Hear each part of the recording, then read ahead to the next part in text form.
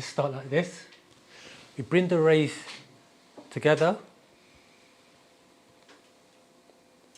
Pa Patar, the third eye. Pa Mir, the nose, which is the pyramid. Pa Boroth, Gadot, the Barathali clan. Put Kawun, Anuki. All is, I am. All is existence, I am existence. Once again, let's say Rohubat. I am Habtui Ray Atam Hatab, one of the many student teachers, feminine and masculines of the master teacher. Pa Nabab Yaanuwn, galactical master teacher of heaven and earth, affectionately known to us as Baba Yaanuwn. Deity, a Nazar, a Rizqian, incarnated into the body of His Excellency Dr. Malachi Z.K. York, or Quran 33 degrees over 720 degrees.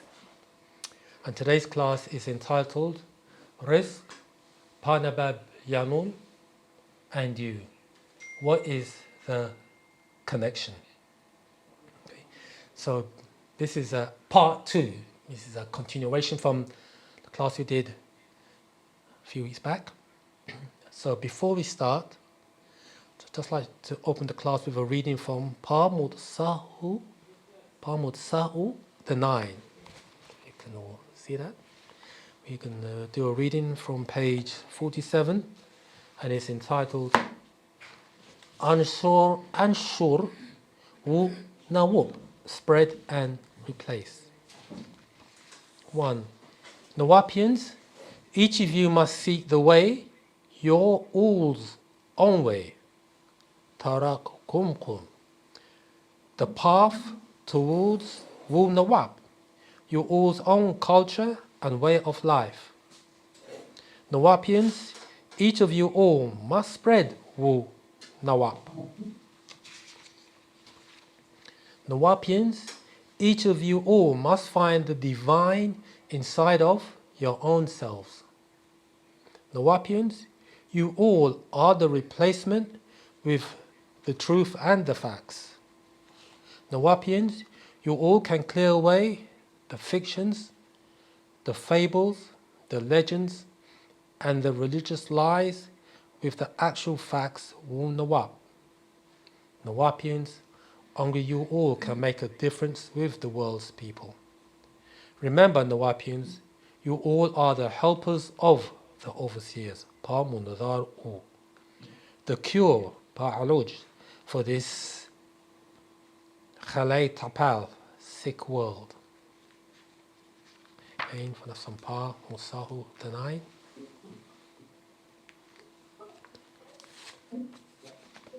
When we say so Wu Nawab or Wu-Sabat is it's the science of facts and reality. Our Nagara Nadu, Negroids, spiritual science and universal knowledge. And when we say spiritual science, we mean in that our spiritual way of life and living is based upon science. And Wu Nawab, Wu-Sabat is the science of sciences and the science in sciences. Follow? And when we say universal knowledge, what we mean is universal. It's not just directed as Nagara Nadu, but it's like the old blood type is for everyone on Pa Tapal, or say the world. Pa, we say Pa Kawak, the planet Earth. So it's for everyone. See, especially us in Nagara Nadu. This is it's our cultural way of life and living. I mean, as we say so many times, when we say culture, it means our means of identification. Our culture is all-encompassing, isn't it? It is, isn't it? All right. So let us begin today's class. So pull up some notes. All right. Rizq, Pa Nabab, Yaanuwn, and you. Right, here we go. What's the connection? And the question we need to ask is, what is the connection between Rizq, Nabab, Yaanuwn, and us. Anybody? Is there a connection?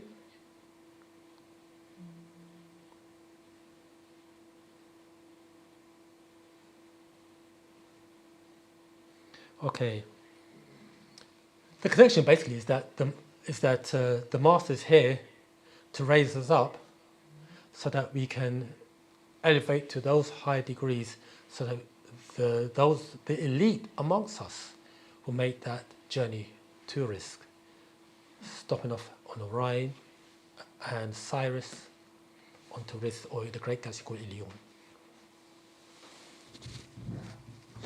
Sorry, I don't know why it was so interesting what you just said when you said the elite among us. What would classify us as elite or becoming elite? Okay, yeah. Do you know, it's a very good question. The master said that he heard the saying, many are called, few are chosen. Okay? And he says, from the chosen few, many are called, few are chosen. From the chosen few, I still sift to find those who want to realign themselves with the Most High. That's how he dropped it. So even though you got the chosen, he still had to sift through them, and through them are the elite. These are the ones who be like partner Babi and Anan. Another, maybe like him, you know what I mean? And these are the ones who he's looking for, and who will make that trip in and beyond the stars. You see, so these are the elite. You see, they will be the ones who will be endowed with 720 degrees of knowledge. Yeah, they will be in actuality munzar. That's the best term to use. You know, they'll be activating 100% brain capacity, etc., etc., etc. Okay, so let's quickly recap from this scroll here. This is the scroll we reading from last time. Man from Planet Rizq, and this is what he says in here. And the question is, this is what he says here. Question: just who? This is from page. This is from the page. It's got a page 2 here. I think it's. Anyway, this is what it says on page 2. Oh, this is like the preface. It's got here. Question: just who are you? And he says here, answer. To understand who and what I am, you have to first understand who and what you are, and that class begins with understanding your genetics. Basically, your genes, your DNA, etc., etc., and how he goes on to say how our DNA has been pre-encoded with information. And Wu-Sabat is really a remembering tool as it is a learning tool. So it's here for us to remember, or we should say, information that has been encoded into our DNA. And Wu-Sabat Wu-Nawab is that tool to make us have what we call DNA explosions, so we remember once again. Okay, that's what it is. Total recall, 100%. Yeah, total recall. So Wu-Sabat or Wu-Nawab is divided into 2 categories, but both are interlinked. There is the knowledge, or we say the knowledge and the application. There is the art and the science. The science is the knowledge, the art is the application. We tend to deliver a lot of knowledge, a lot of the science, but what about the application? Because we've heard the saying that knowledge is power, but not all knowledge is just knowledge in an inert state. It's inactive. In order to activate it, you'll be talking about the application of what we've learned, you see? So that's what it is, isn't it? And it's also, Wu-Sabat is an operating system that's meant to tell us how we should operate, how we should function, you see, more mentally, because once our mind is right, our actions will be right. And he also says the thing also is that there is no physical unity without mental unity. So in saying until our mind is right, our actions won't be right. If you, even if you're doing right, if you're not doing, if you don't get your mind right, as in like actively doing things to transform your mind, essentially doing things without the changing mindset won't mean anything. Yes or no? That's a good question. Um, yes or no? Do you know that we have to start from a point, a path? It's like you're chanting or you're doing things, but you haven't got the science behind why or what you're doing. You're just doing it for the sake of doing it, like a parrot. Okay. Now, that will put you still in the category of religiosity. You don't know why you're praying. I want to make the connection to the Most High, you know. Yeah, but can you give us the science behind it? So once you've got the knowledge behind the application, then that acts as a catalyst to make you travel even further and faster. But hear this though, I remember what came to you. A sister once said this. She said it like this: if you travel alone, you travel faster. But if you travel together, you travel further. I remember the sister say that. I like that. Yeah, if you travel alone, you travel faster. But if you travel together, you travel further. Yeah, brother, Gobson, say If something. the DNA is pre-encoded in every human being, then what does that mean then in terms of like the action points of the pre-encoded DNA? Because the DNA resonates with your environment, doesn't it? It makes so that it Resonates with your environment? has an effect, yeah. Yeah, so therefore, if you're in the wrong environment, yeah, does that pre-encoded DNA, is it somewhat affected? It's like a computer. If the computer's not working properly, you'd have to defrag it.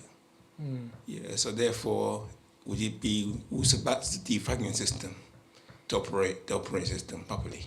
Yeah, I hear that. I remember you the one who brought that word defragmentation to my attention many yeah. years back. Yeah, you're 100% right. Now, it's good that you're making that analogy because you may have a brother, let's say like a brother on the street, and he's a drug dealer. Even though he's a drug dealer, he's got the mind that's of a scientist, of a chemist. He's just in the wrong environment. The environment is dictating to him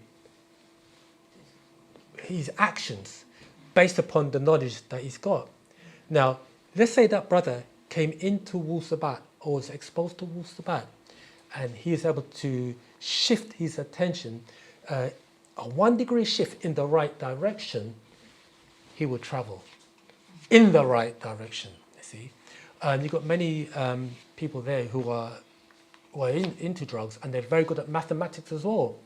But they are just, what's the word to use? They're just in the wrong environment, you know. The word is, that's it, disenfranchised. That's the word. They're just in the wrong environment. That's all they need is a shift to be on the right path, the right way, and that's all it is, you see. So you're 100% right, you know. Just need to be defragmented. Is that the word? Yeah. They need to shift in consciousness. That's a small shift. And we all need a small shift in consciousness to be on the right path or to be walking in the right direction. Okay, very, very good. And so there's certain things the master says that has been pre-encoded in our DNA, waiting for that right time to awaken. And Wu-Sabat is that tool. And he calls it now, because there is only now. And everybody wakes up. See, the master teacher put it like this. It's like, Wu-Sabat's like an alarm clock. And we all wake up at different times. So some of us woke up years ago, and some of us are just waking up now. See? So the master says, doesn't matter if you've been in Wu-Sabat 10 years or 10 minutes. He goes, it's not about quantity, but it's about quality of time. Okay? So, Okay, and when we talk about time, another so I think go on in the information here. He talks about how time seems to be speeded up, and we say, oh, isn't time moving very fast? Well, the reason why time is moving fast is because a dimensional shift is occurring. Okay, and it has started since the year 1970 AD. And that ties in with the age of Aquarius, also ties in with the coming in of the sun cycle. You see, when you say time is speeding up, you're talking about the three-dimensional space and one-dimensional time is creating a fourth dimension extended. And the reason why this is occurring is so to bring in the beings from those higher dimensions into this world, or to prepare us to travel interdimensionally. You see, so this time frame that we are under, say the 24-hour clock or the calendar, basically the whole time structure is messed up, and it's done deliberately to throw us off time or natural time. Okay, can I say something about Does that also tie into sun heat genes? the sun heat gene? Yeah, because it's genetically modified. Because obviously, when you come out of Africa, you somewhat, what's it called? What's the word I'm looking for? Again, the environment. What's the word I'm looking for? Anyway, when you come out there, the actual green of your environment, the genes change. Yeah. So therefore, you have to go back to the sun. Do you know what I'm saying? To get energized. Yeah, you need, Yeah, man. So. Sorry, what you're saying is sounds like, correct me if I'm wrong, it's kind of like, for example, we can't grow pineapples down here because of the environment. It wouldn't be able to flourish. It doesn't have certain nutrients, it doesn't have the sun, etc., to develop the way it's supposed to. So essentially, we're kind of like the same. Like, we can't flourish and thrive here. We have to go to our natural habitat in order to blossom. right. Right, that is correct, yeah.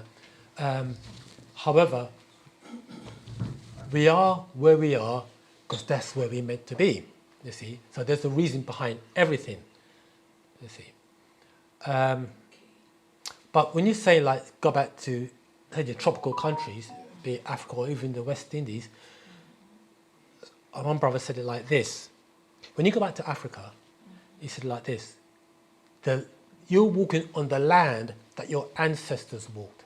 He said, you're eating the foods that your ancestors ate, because you breathe in the air that your ancestors breathed. You see, and remember, Africa is the best part of the planet. When I say Africa, I mean, look, when you say the Caribbean, another brother said to me that the same type of fruits, the same type of insects that you find in the West Indies, he's making reference to Jamaica, the same type of insects and fruits, etc., you'll find in Africa. You see, and you may look at a brother, you may say he's Jamaican, but you find out the guy's from Ghana. You may look at a guy from Ghana, you find out he's from Jamaica. You see, so these naming of lands is a major cause of defragmenting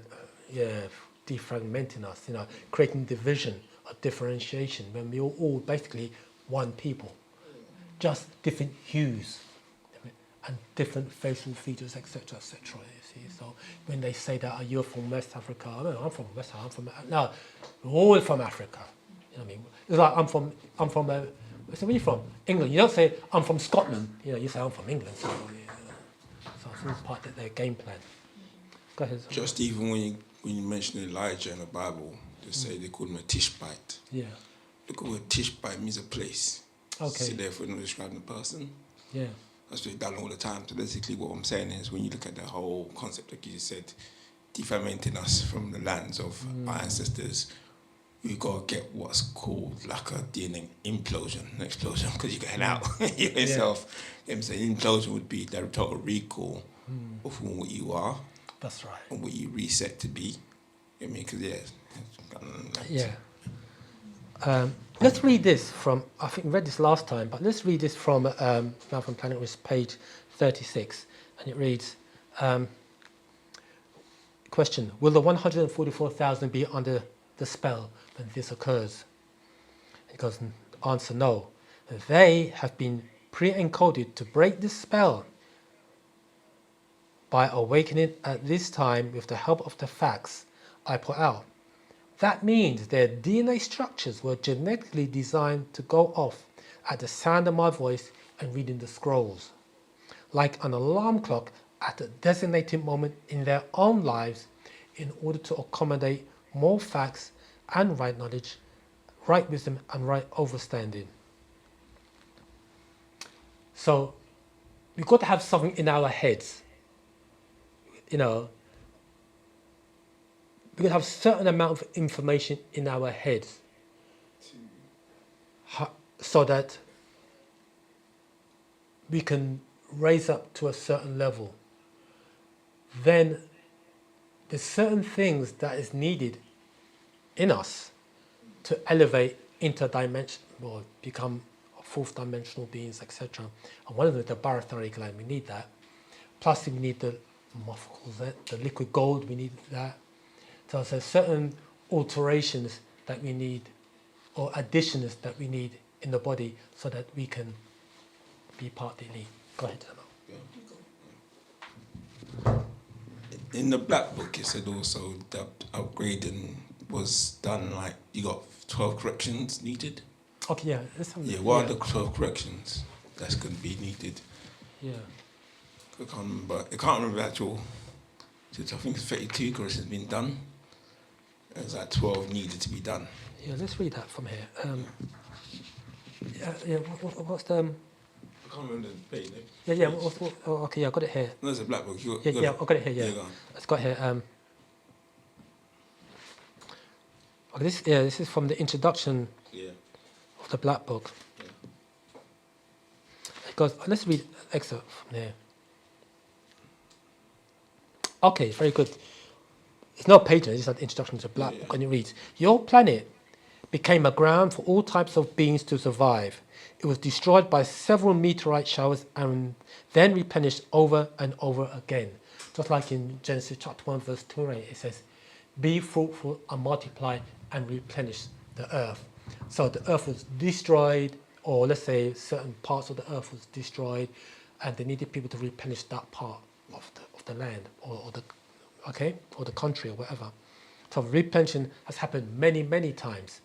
And we are right now in a period where the planet is on the destruction course and will need to be replenished. The Master tells us that the 144,000 of those elite will be taken off and come back to part of the replenishing period. Okay. The sea filled with all forms of alien life forms for food, and many skin diseases, blood diseases, even allergic reactions. With these beings, these are extraterrestrials, he says, he's making reference to, comes different types of climates, diseases, colds, sicknesses, etc.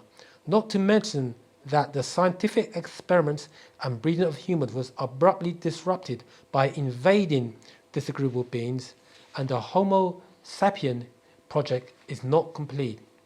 Thus, humans are in serious need of upgrading to divinity.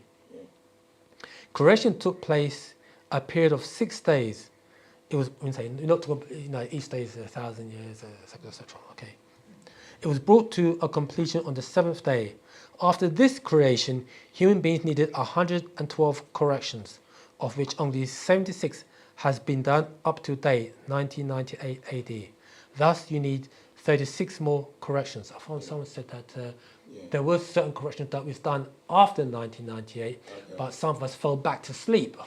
Would that be in the BH corrections, or would that be at BH, but obviously with the actual In the what? In the BH, because you learn different things to grow. I hear what you're saying. To elevate. Yeah. So therefore, the corrections that's been 36 corrections. Do you want to put everyone hear what you're saying? The 36 corrections would be, what's it called? The 36 Shaolin Temple. I'm saying, forget it. Shaolin Temple. 36 chambers. Yeah. I'm saying, like, in terms of the actual concept of 36, what are those 36? I know one of them is our eyes. Because sometimes we see 2020, but no human beings can see 2020. Right, yeah. And some basically we got to raise even though spiritually, people say spirit, like you said earlier, the Yeah. science part we teach, Yeah. the spiritual part we teach, but the concept of spirituality is kind of misplaced with the science Yeah. behind it. Without the science, you can't go anywhere with the spiritual. Yeah. So, yeah. Right. You know, that the answer to your question is in here. What book's that? This is The Secret of Tones and Moffat Elixir of Life, Master Secrets. Okay. I got it. Yeah. The Oh, corrections. This is what it says here. okay. Okay. It talks about Moffat, Moffat or liquid gold, is part of the 8 monatomic elements: gold, platinum, iridium. This is from page 1. Gold, platinum, iridium, rhodium, osmium, palladium, silver, and ruthenium. These are the monatomic elements, or the transitional elements. And this is what it says when we take in this liquid gold. Let me find. I'll just read the excerpt then. So it's got here. This is from page 7, verse 44. It reads, a single ruthenium atom placed at each end of a short strand of DNA would dismantle the short length helix and rebuild it correctly, and that strand of DNA becomes 10,000 times more conductive, a superconductive. 45. In turn, this double helix creates a highly conductive path along the axis of the molecule. 46. Platinum compounds interact with the DNA and the cellular body as well as ruthenium by stimulating healthy tissue regeneration of the endocrine system, the thymus, and heart tissue. 47. Platinum also stimulates the tissue regeneration neurologically, thus promoting increased mental perception, concentration, memory, creativity, and overall focus. In this here, he's basically telling you the upgrade process, and that's just with the intake of liquid gold. Okay. So that will be corrected. So that would be like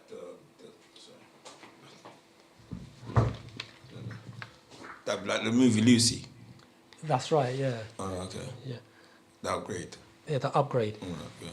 Just like in the movie, it's not the movie, but a guy, Limitless, where the guy took one little tablet and he became to have 100% brain capacity, etc., etc. In it, that's a good movie, worth watching. Ed says, can you speak more on the 144,000, please? Yeah, the 144,000. Let's just say it like this. When I first heard that, the 144,000, I thought, oh, there's 7 billion people on the planet Earth or thereabouts. 144,000 are just like a spit in the ocean. Then you realise that 144,000, 90,000 could fit in Wembley Arena. Add another, in it, 90,000 could fit in a Wembley Arena, say box matches on, and then you need another 50,000 on top of that to make 40,000, another 54,000 people. And you can realize, 144,000, that is a bit of a number. But it's nothing compared to the population of the planet.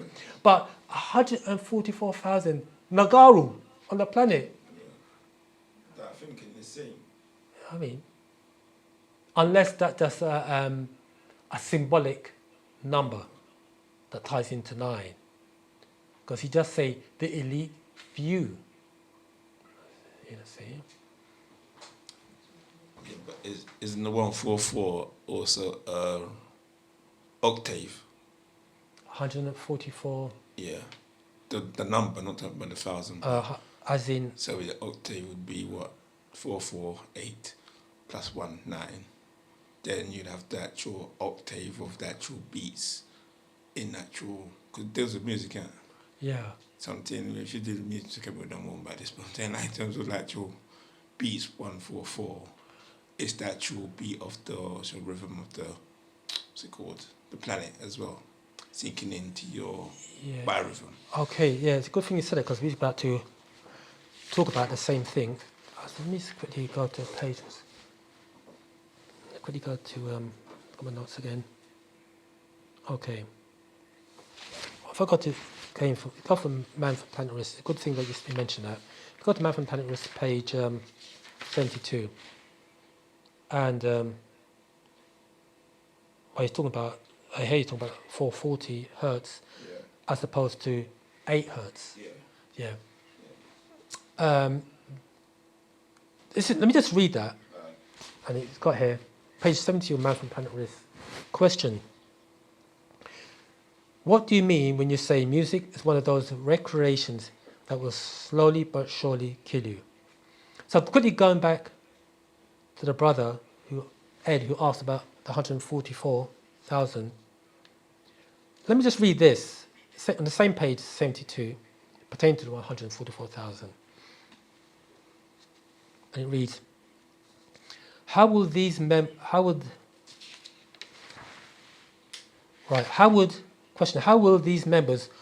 call you to position?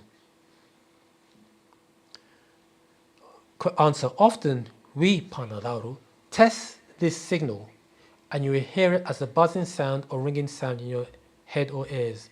That is sound waves, but without the broadcasting to you, as yet to inform the chosen of what they are to do. What was said in the last update was that the 144,000, not the last family call we had, but before that, what was said was that there were the elite few will be communicated telepathically. The higher beings will communicate to people telepathically. That was what was said. Anyway, so as I have just said, this is not a preferred. Read that bit again. How will these members call you to position? Answer, often we test this signal and you hear it as a buzzing sound or ringing sound in your head or ears. That is sound waves, but without the broadcasting to you, as yet to inform the chosen of what they are to do. They're sending out signals, but there's no information in the signals. That sound wave, that broadcasting can be telepathic communication. They're making a sound to you just to see if you're still tuned in. Okay? So, as I have just said, this is not a preferred course of action because of the shock of the procedure. Many nervous systems are not yet prepared to handle a sudden incoming light wave message, telepathic from Nibiru. You hear that? We would say the Benu, but they were the Sumerians, Nibiru. Okay, so these messages could be telepathic from Nibiru, or could be from one of the crystal cities, or from one of the different shams. Okay, the beings will communicate to the elite. It would be like a surge. A surge of that nature would result in the loss of some of the 144,000 children of the Elohim. We say Panadaru. Remember, this was written in 1995. I think it was released in about 1995, wasn't it? Yeah. Every time I, Yaanuwn, try to take humans to a higher level, some leave. Then we are forced to cut the ethereal cord from us, meaning that every time we move up to another school, we change schools, not everyone can hack that. So for whatever reason, they leave. So you find that it's the shaking of the tree. Then we move on to another. Guys, brother, say something? I'm saying the reason why people are not, when they leave, is because too much information. Because obviously it's like the information level has reached a point where it's going so deep into just like the breakdown of, like you said, the macrosette, the natural brain concept, and the degrees of levels of. It's like having the knowledge of law, for example. Now I found this just the other day. Okay. Yeah, it's really blew my mind. I'm like, wow, law is land, air, and water. Okay, yeah. Get me? They control that. But I only found out the other day, so it's like, wow, get me? But I'm saying, like, the point I'm making is, if people aren't ready for information, because obviously the biblical scroll we're done with, Christianity we're done with, Muslim we're done with, finish that, yeah. So you can slap up anyone you want, but I'm saying in terms of the connection of the higher realms, we've got some people are spiritual, but some people's brain capacity is very low. Or limited, so they can actually, they stay spiritual, Yeah, not knocking it. I'm saying like when you start getting to the scientific part of information, Yeah. you find people like are very docile in that kind of level. So what was that? Could that be mixing in because they got different genes, gene splicing, and people aren't ready for that? Yeah, that's a very, very good question, because the master in the Patarak, the all expanding, it says everybody has, some people have a limited expansion rate, Yeah. some people have unlimited. Their ability, like you said, in terms of absorbing information, Yeah. or some people, to them, Wu-Sabat is a destination. Yeah. For others, it's a journey, never-ending journey. So some people, they've reached, this is their station. They come into, when we say we was in Islam, they come in, and when the master says, right, dash off all them guards, we move into the next level, some people, they can't do it. So they say this, get off the craft and stay on the platform and go their own business. That was their station. That was Hidis, their destination, their destiny, their destination. Yeah. Then you got others. Doesn't mean that because they came off at in West Croydon, that can't come back on the train and continue the journey. You know what I mean? You know what I mean? They're gonna buy a ticket. They're going to buy a ticket, you know what I mean? You have to buy a ticket, a new ticket, and to get on the train, on the craft, and continue the journey, you know what I mean? And there are people, we've been adoption years, and you see many people come and go, come and go. Some people, they left and they came back, and some people left, came back, and left again. The train even pulled off the station, get off at East Croydon, and go on the train. And just as it's about to pull off, they come and jump back on the West and East Croydon, wherever they can go along their business. So for some, it's a destination. For those amongst us, it's a journey. You see, and for some people, so every time we moved from school to school to school to school, that was like a form of the shaking of the tree. And the biggest shake-up we've had has been what? What's the biggest shake-up of shake-ups? What, when we moved into Wu-Sabat? Yeah, we're in Wu-Sabat. What's the biggest shake-up? Oh, as in what, level-wise, or you talking about? Shake-up, since Master went inside. Yeah. And that's when people start, okay, he's inside. Everything was stripped. Everybody Everything. not everyone left, but I'm saying like... Stripped, no land, no nothing. Now, let's see who's standing to date. You see? And that's what's been happening. So this is the biggest shake-up we've had for the length of time that I've been in under the... He did say on the update, just last see Sunday when he said he's coming out on the call.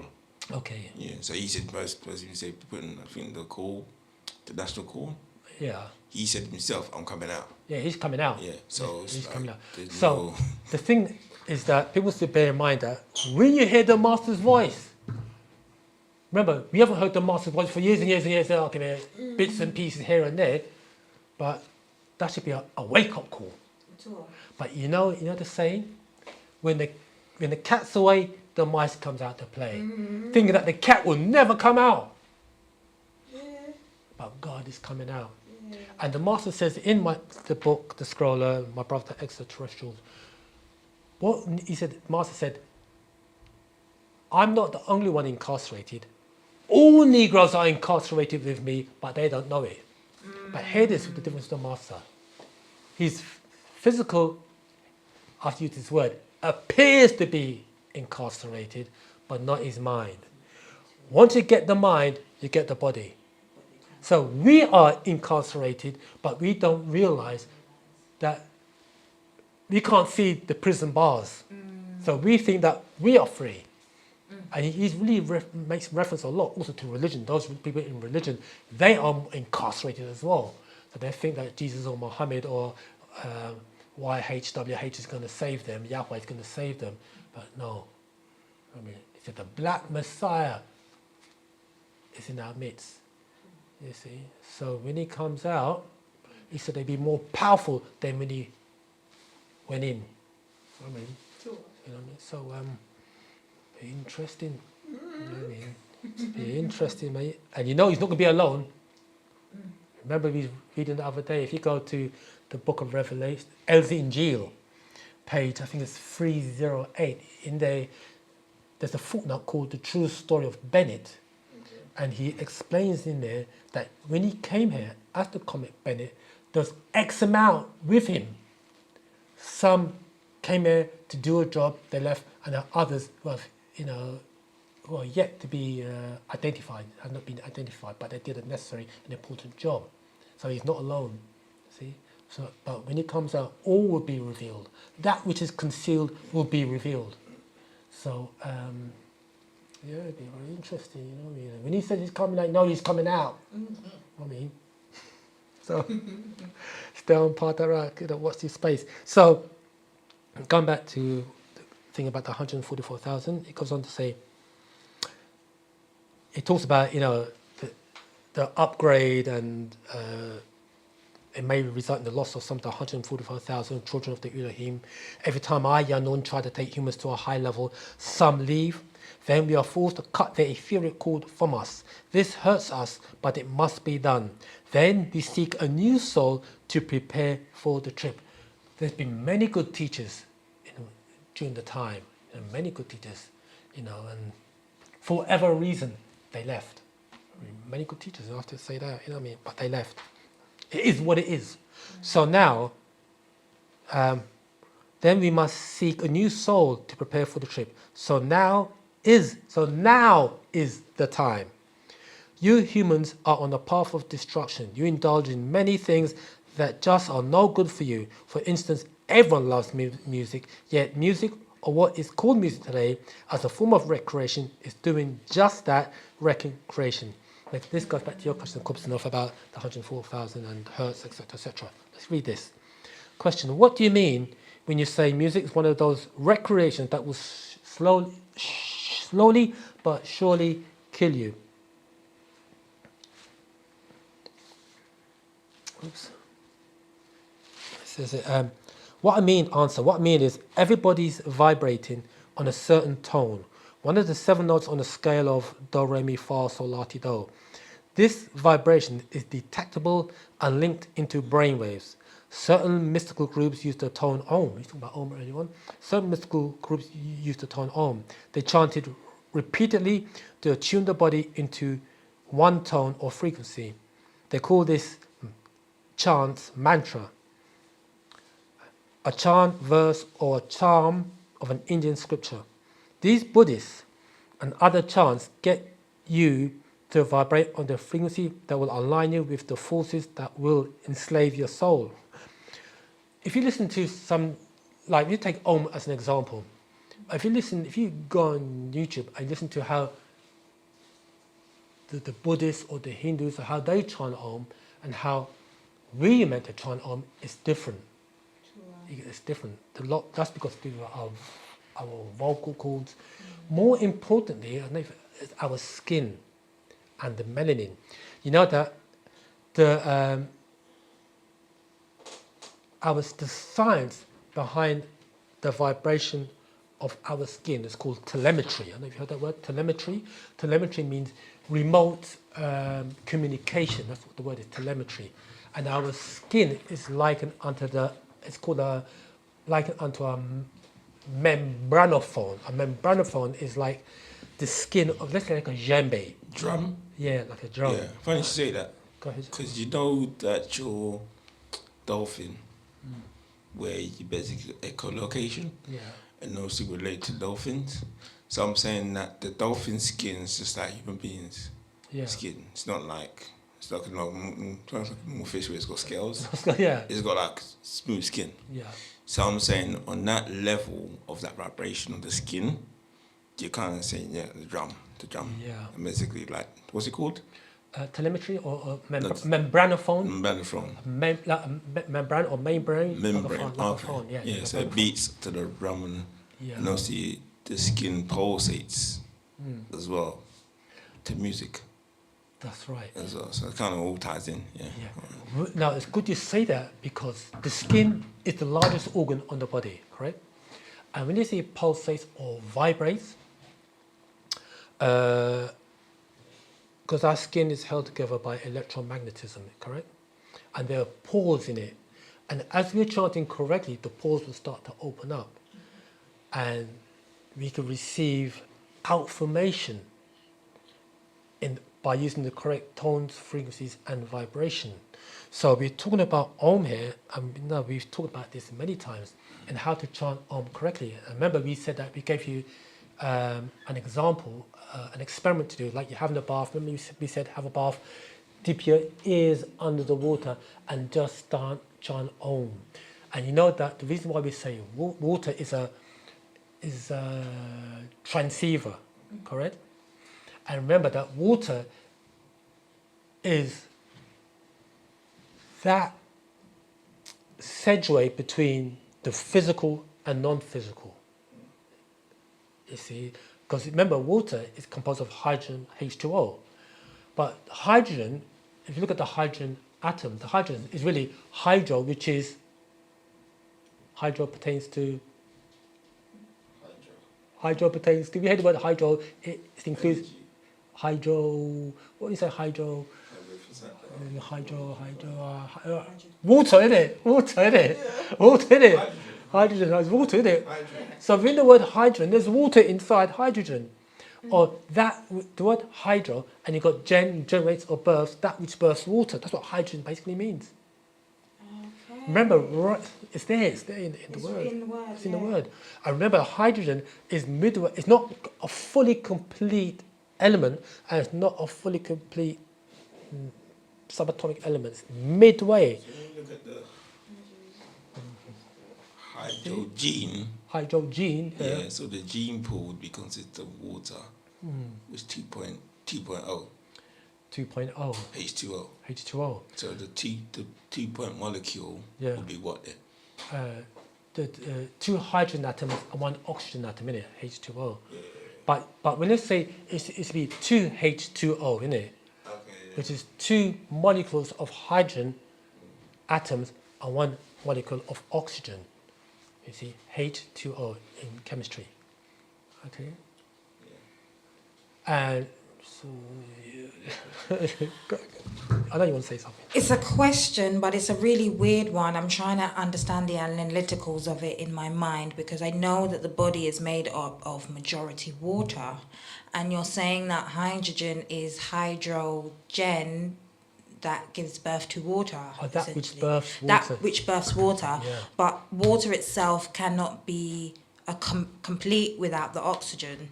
That's right. And oxygen is something that we breathe in, and essentially our soul is made from the breath of life. That's right. Can you explain what my brain's trying to do in trying to connect that? Can you explain the theory of all of that scientifically as we're going through? Yeah, the thing that's a very good thing. Do you know that the brain is not the first organ that was actually created?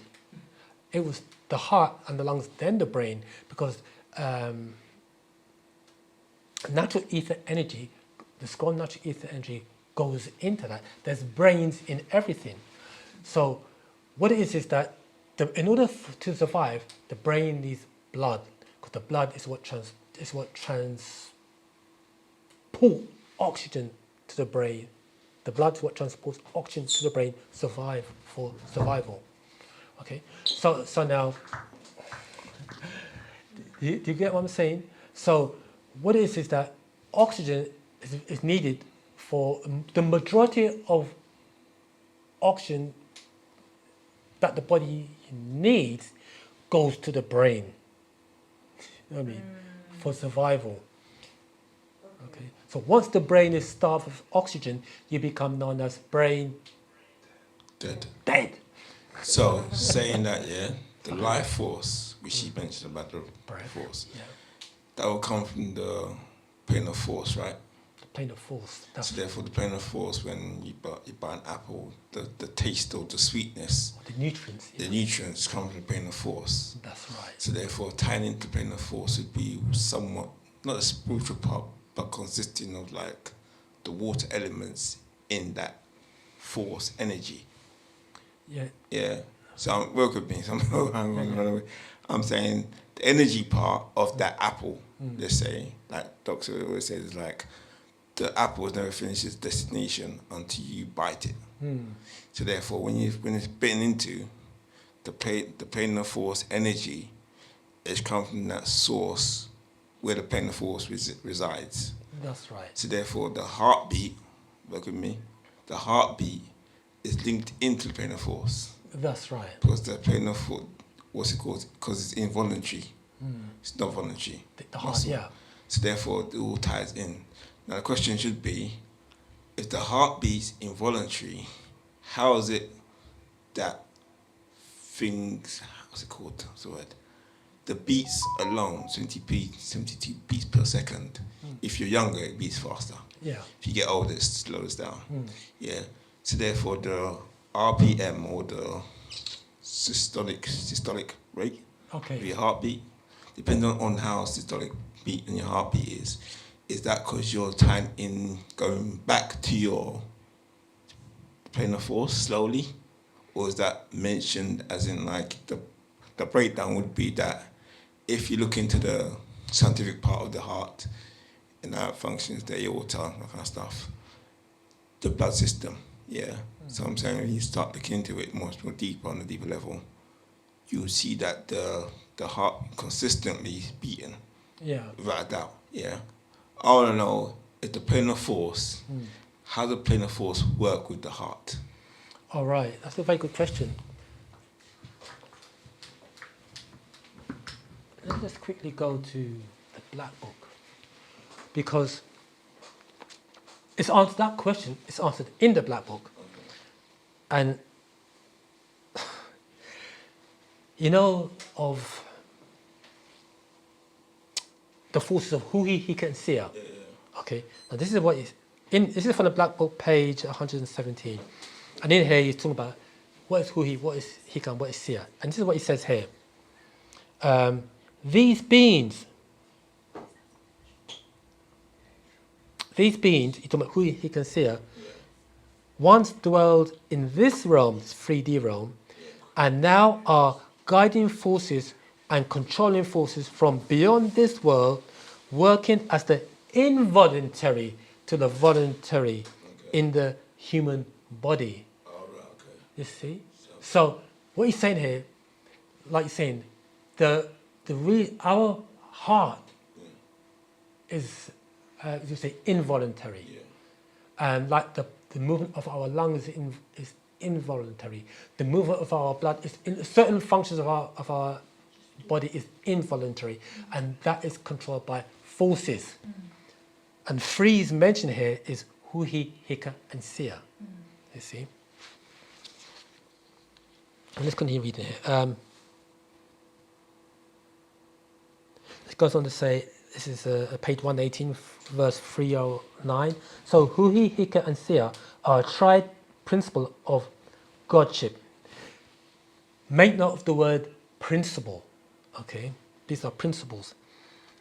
The Nitiru, responsible for the consistent and perpetual pattern of that which manifests in that which is created and made, and that tone or utterance is Om, which later was rendered as Kun, as in existence, or be as in into existence things comes.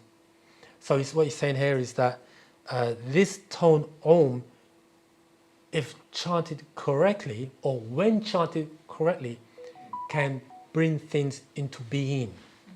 Okay, but if you are chanting Om, you are affecting your internal organs. But you got to know how to chant that correctly. And when we said this in many classes, the way to do that is you got the word A-U-M, but it should be A-U-M. That's how you pronounce it. A-U-M. So really, we should be chanting A-U-M. That's how you meant to chant it. A-U-M. So you're chanting each letter individually. So you go Aum. And when you go Aum, you notice the movement of the mouth, and you should feel a tingling sensation in the ears. But as a triad principle, Aum, it becomes Aum. You can hear that. As an individual, it'd be but as a triad collective, it becomes you can hear it. And in the does it say in here? In Mindful Planet Rizq. Let's go back to Mindful Planet Rizq again.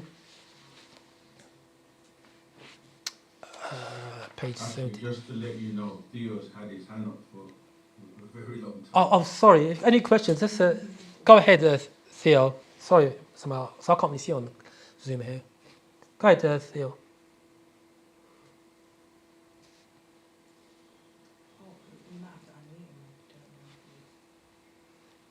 I was about to say risk to Theo. Nashat to Theo. Nashat to Theo.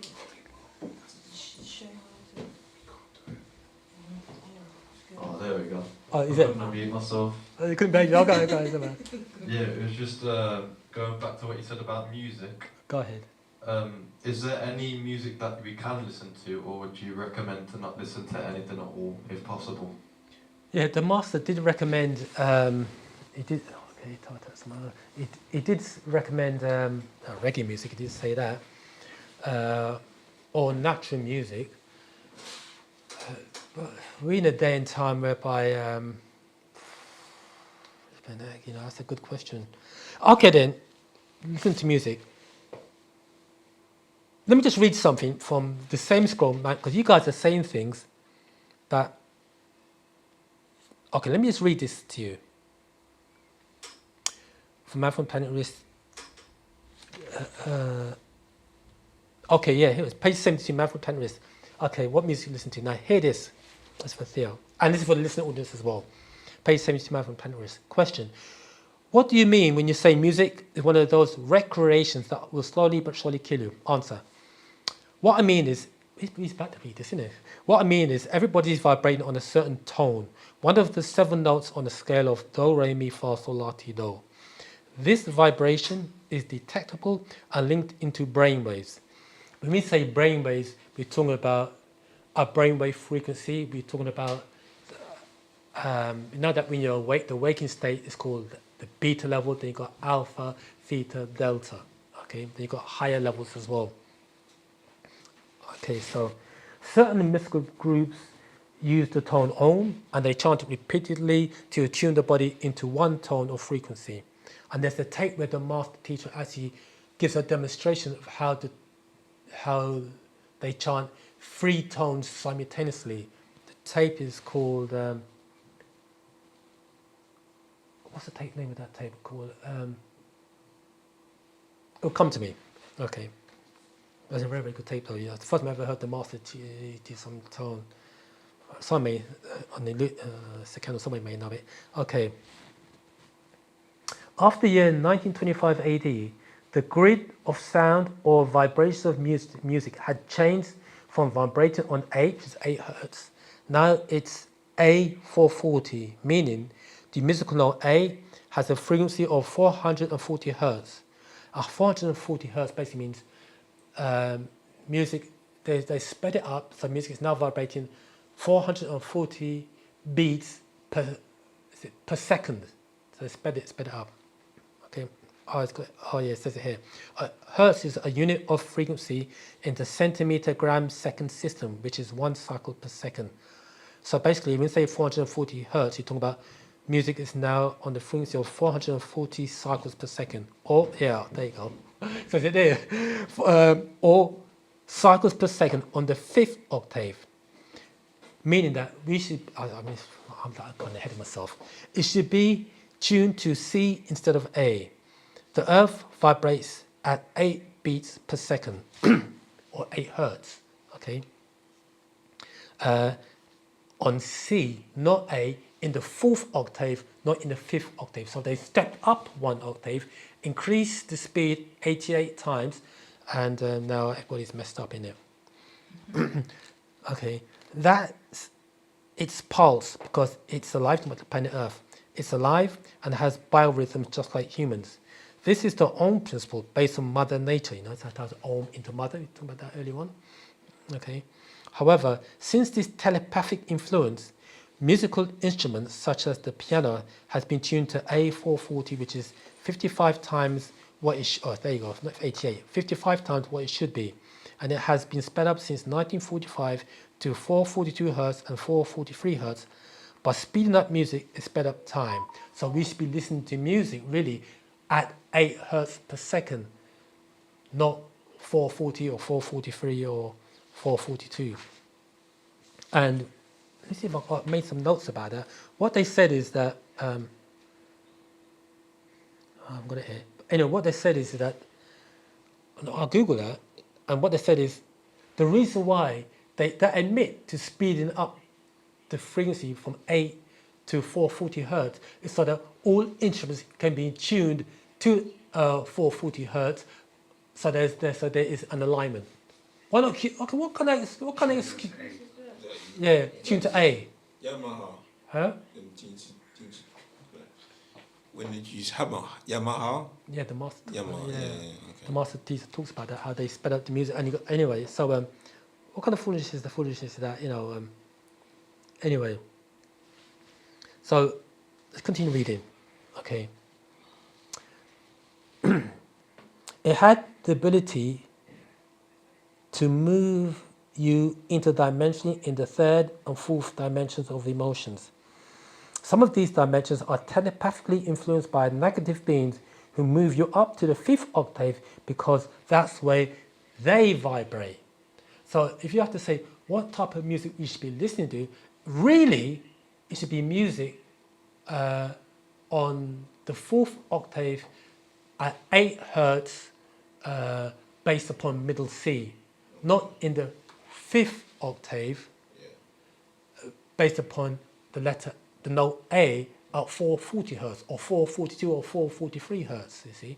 So he's saying here that that was done deliberately by beings who vibrate on those higher frequencies or those higher octaves to help influence. So basically it's for their own purposes. Okay. Go ahead. So by doing that, you just said something very important. By doing that, does that vibrate on the genes of the people, the planet? 100%. So therefore, the genes are whacked out. out of sync. Out of sync. Yeah. Okay. Yeah. It's very good you said that because the 8 hertz ties into the planet. The planet also vibrates at 8 hertz. So really, everything is in synchronicity. Our body is tuned in to the planet, and the planet is in tune to natural nature. Remember the master said, remember the FAC? Remember, the F is the planet, A is the human body, and C is the cosmos, isn't it? You see? Go ahead. I think Ryan wants to say something. Go ahead, Samal.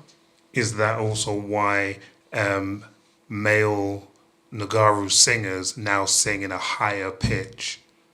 Because before they were a lot deeper in their tone and the way that they sing, and now they sing a lot higher, which is not our natural sort of like tone. Right, yeah. All that plays a part. All that plays a part. All that plays a part because we are, Nagaru males are naturally, our voice is naturally on the bass, the feminine is on the treble, and like, what did he say? No, you finish. He said that, that's it, males are on, how do you call it? He calls it, you got major, the term he uses for music, whereby, Baritone. no, he said that, I can't remember the term they use in music where you've got the males are bass, I can't remember, major minors and something like that. But anyway, yeah, the males are meant to be tuned on the piano on the left side. Females, I think major, flats, sharps, and majors. That's it. Males are meant to be flats, feminines are meant to be sharps, and children are meant to be majors, which is in between. Yeah, I'm sure that's the correct term they use. Flats. You got flats. You got treble, and you got the majors. Those of you who listen to music. The children are not supposed to be higher than females. It really depends on the child. But that's how you dropped it. Those who know music, I'm sure Sikan could take us to the next level of that. Okay, I want to.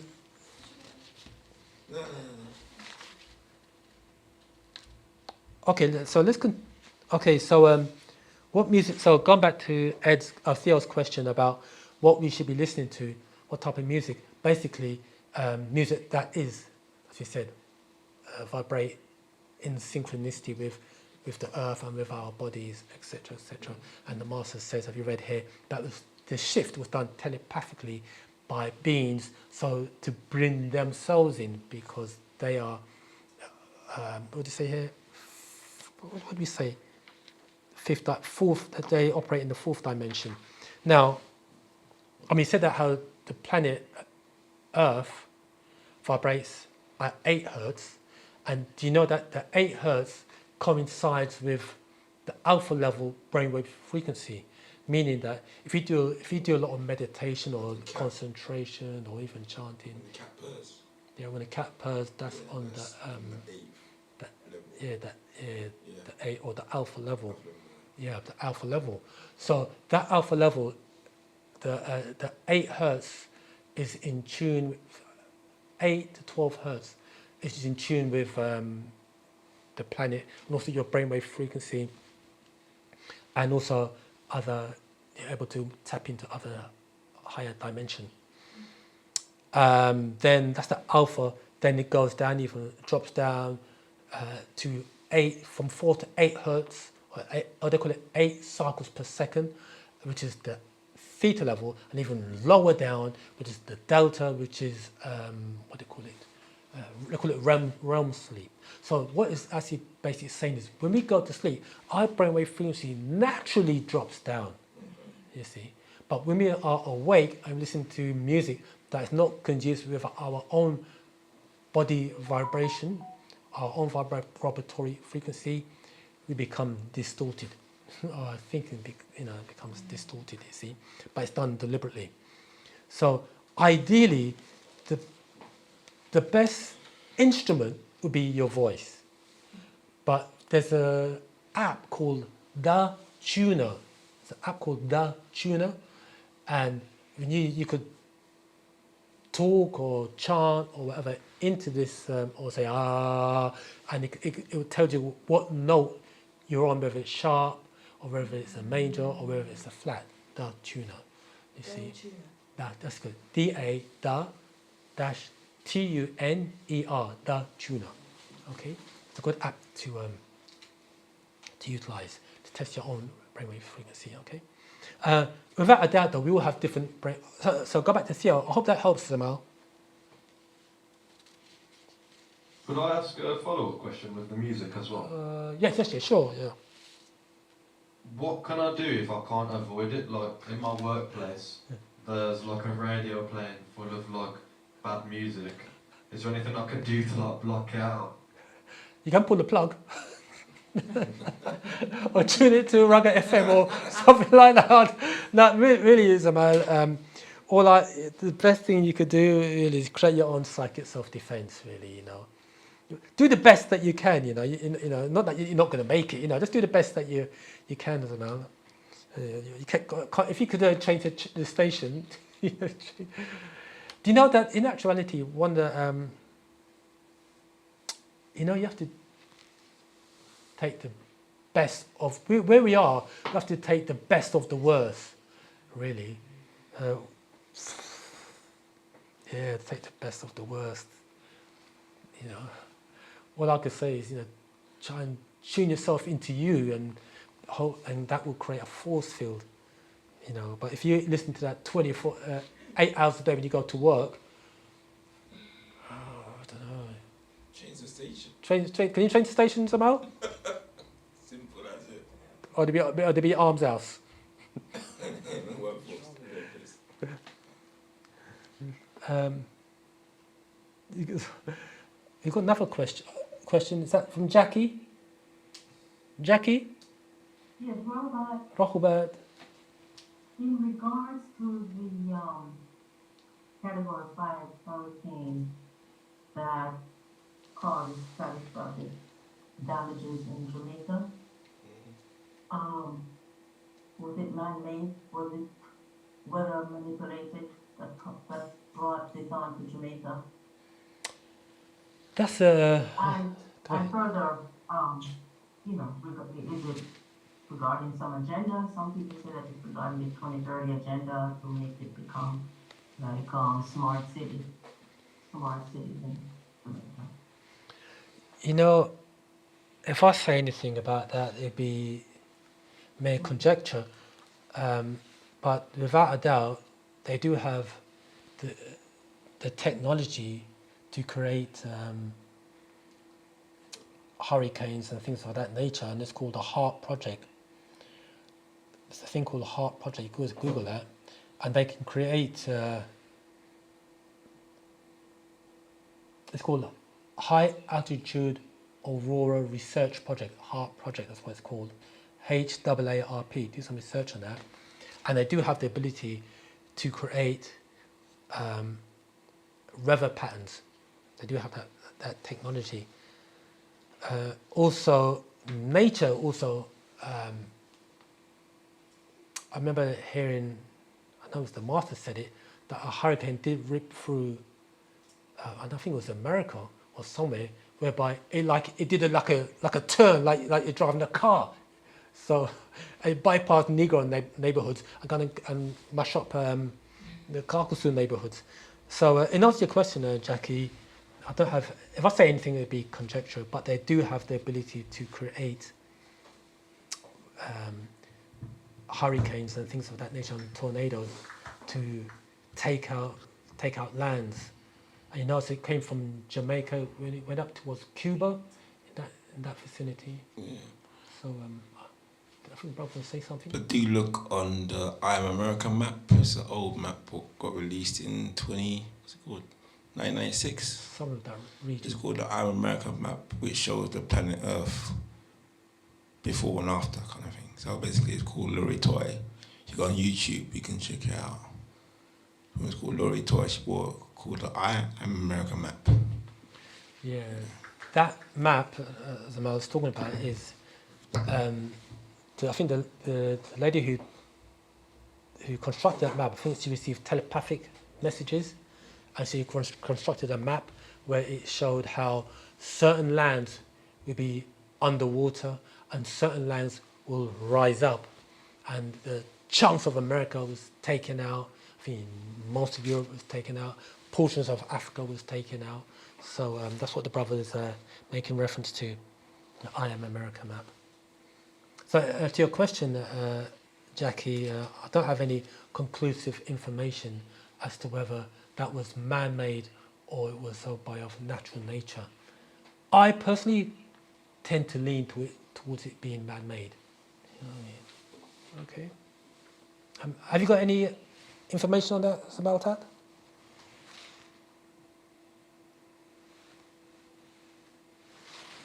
Jackie? Yeah. No? Oh. It's muted. Mike's muted. Can we unmute it from here? I don't think so. I think Okay, let's go to Jose. Jose, let's step to the mic. Rogobat Mr. Rokobat Zamal. Rogobat Dabji. Actually, Jackie asked one of the questions that I also wanted to ask regarding Jamaica. And the second one is about the 3-Eye Atlas. What is the take of the culture regarding this phenomenon? That's another one as well. The thing about the thing is that, again, you know what? They can put whatever they like out there to dupe the people, to say, because we know that extraterrestrial intervention on the planet Earth, there's more evidence to support that than there is to support a guy called Jesus walked the planet Earth. But it's like they're trying to dupe the people by saying, oh, this could signify life on other planets, and it could be. So, me personally, I tend to lean towards, again, that being, they are letting you know what they want you to know. Because there's been extraterrestrial intervention on the planet, and there's more, the master teacher said it, not the master teacher said it, but anyway, there's more evidence to support extraterrestrial intervention than to support your biblical characters walking the planet Earth. So, to me, I think that's just another ploy. That's to me. You know what I mean? But just to also add on to what Rob just said, there's also a movie, which kind of like specifically kind of creates that storyline where you're saying Pirate Atlas. It's called Don't Look Up. Yeah. So you watch that movie, it's similar to what's happening now, technically. So what it is like, they kind of manipulate people into not looking up and make fun of what's going on. So people don't actually take notice or take it seriously. So what it is, what we're saying is, yes, there's extraterrestrials being here on the planet, been proven so many times, but also they got interventions where they kind of like seduce, what's it called? What's the word before? Dupe people into like saying stuff online and everything else. So you got to watch out for that as well. So yeah. Because people say, oh well, this goes into one thing. I was looking at a YouTube short. This just came up. There's this guy, Kakusu guy. He's around all the. I think he's an astrophysicist or whatever, and he showed a picture. It's on YouTube Shorts, and he goes, all those little dots, those silver dots you're looking at, they're not stars. They are galaxies. Untold galaxies. And this one here, and he zooms in, he zooms in, a galaxy, hundreds of what appears to be stars. Because no, these are galaxies that you're looking at. And you're trying to tell me of those millions of galaxies, this is the only life form on this one planet. And you have the Roswell incident, you have many people speaking up about extraterrestrials, Area 51, and you have Bob Lazar, and etc. All these people, you got your even the Bible stories. Muhammad went up to the seventh heaven on a donkey-like, whatever. Now, all of a sudden, Three-Eye Atlas appears, and people say, no, this could detect life. This could be a first. Me personally, I'm not buying it. But hey, they've got their own agenda. They have an agenda. I mean, but however, in saying that, the Master does says about the seven thunders and say that there is going to be extraterrestrial. What do you call it? Intervention. And there's also, you can look at, I can't remember what year it was, but you can also tap into YouTube, and there's an incident where some school children, a bunch of school children in South Africa, an extraterrestrial craft landed in their playing fields. And there's this one guy, they're young children, but they're big adults now. This one guy goes, what he done, he had hypnotic regression done on because of that incident. And what he said that under hypnotic regression, he goes, there were four beings and they were moving like they're hovering on the ground, and there were X amount of lights that came from this craft, went into orbs, went around the craft, and then just disappeared. So are all those school children, were they hallucinating? It was just a bad nightmare that they all had in daylight? So there's many accounts of extraterrestrial intervention on the planet Earth, and this Three-Eye Atlas, when I reason things out, it could be just another hoax, or it could be something that they themselves, I don't know. What do you think, Jose?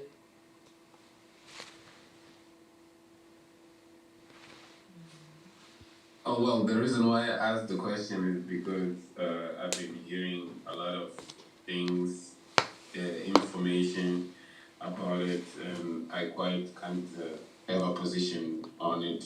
So I wanted to rely on what the culture says. For example, on the Jackie's question, I think that the book, the scroll, The Man from Planet Risk, touches on it. So regarding the weather, the teletransportation, and the moving energy, it touches on it. But regarding the UFOs, I haven't read a scroll yet that can guide me through it. So I don't want to have an opinion on something that I don't know, which wouldn't be smart of doing it. So I'll keep researching, and certainly when I have a clear direction, I'll be able to share my opinion, and I appreciate love. I appreciate love, Samuel. In this particular scroll, Man from Planet Risk, something here. In that particular scroll, Man from Planet Risk, the master mentions about the Philadelphia experiment, and they wanted to display invisibility or radar invisibility, but they asked the whole USS Eldridge actually disappeared completely, and it moved interdimensionally, or it time traveled from 1943 to 1983, and because of the amount of high energy that was being utilized to achieve that invisibility process, it pulled extraterrestrial crafts in. It pulled them in, and things as how the master teacher mentioned it in that particular scroll there, the US Eldridge got locked into hyperspace, and the two guys, Al Bielek and Duncan Cameron, when they jumped out of the ship, they thought they landed in water, but they landed on ground. I think I'm going to put something here. Okay. Okay, you want to read that somehow? Sorry, okay. Okay, the brother just showed me something here. He's talking about, this is talking about. Which ties into weather. Okay. Yeah. Oh, this is tying into the question about the weather patterns. It's got here. And this, okay, page 23 of my brother's extraterrestrial, and it reads, some of the, sorry? Planet Risk. Yeah, Man from Planet Risk, yeah. You said extraterrestrial. Oh, Man from Planet Risk ties into the extraterrestrial intervention. Oh, sorry, the weather patterns. That's it. The weather patterns. Okay, let's go ahead. It reads here, page 23. Some of the destruction on the planet is caused by the warming up of the globe because of the excessive amounts of carbon dioxide in the atmosphere, which is helping to melt the polar ice caps. This is called the entropy effect, which is raising the water level all over the globe. Entropy is a property of matter used by scientists in connection with thermodynamics, which is the study of heat and work. The entropy of a substance increases whenever the energy it possesses to do work decreases. For example, steam entering into a turbine has a low degree of entropy because it can do work by moving the turbine shaft. After moving the shaft, the energy of the steam has decreased, thus its entropy has increased. The total entropy of the universe is increasing because in time, all matter tends to lose available energy. It is also used as a measure of internal disorder in a substance, a law of thermodynamics. I continue reading here. It says here, that's the reason there are so many floods in the United States. For example, the many floods on the East Coast and fires burning on the West Coast, which has become very dry from a lack of water. The melting of the ice caps is causing waters to shift more to one side of the planet that is already on a 23-degree axis and already wobbling in its rotation instead of rotating smoothly. The water from the North and South Pole will rush towards the equator, which will throw off the equilibrium of the planet, resulting with global hurricanes, earthquakes, tornadoes, floods, avalanches, and volcanic eruptions. Okay. Okay, so there you go. The volcanic eruptions alone already causes faults and splinters in the Earth's surface, made from inflexible crystalline rock. The plates beneath the surface slide back and forth and snag, occasionally causing earthquakes. There would only be a small amount of survivors when this takes place at Pacific pivot points, because the remaining parts of the globe will be devastated and the inhabitants on the surface eliminated. So what it's saying here is this is like a natural occurrence by of nature. Okay, but it's not saying that they also got their own heart project, the weather machines to create devastation, to eliminate parts of countries that they want to eliminate. Okay. So that's from Man from Planet Rizq, Space 2324. Okay. Hope that helped Samal and Jackie. And you've got Sakamtat. You got your hand raised? Rahubat. It's not a question, it's just a comment. I was listening to YouTube and I heard a Jamaican man saying that the hurricane was a bit unusual because there was no thunder and there was no lightning accompanying the weather pattern. And he said it was unusual for that to happen because previous hurricanes there's thunder and lightning. I'll bring that up. Oh, okay. So that's like implying that it was something that was orchestrated. Sure. Okay, thanks for that, Zamaltat.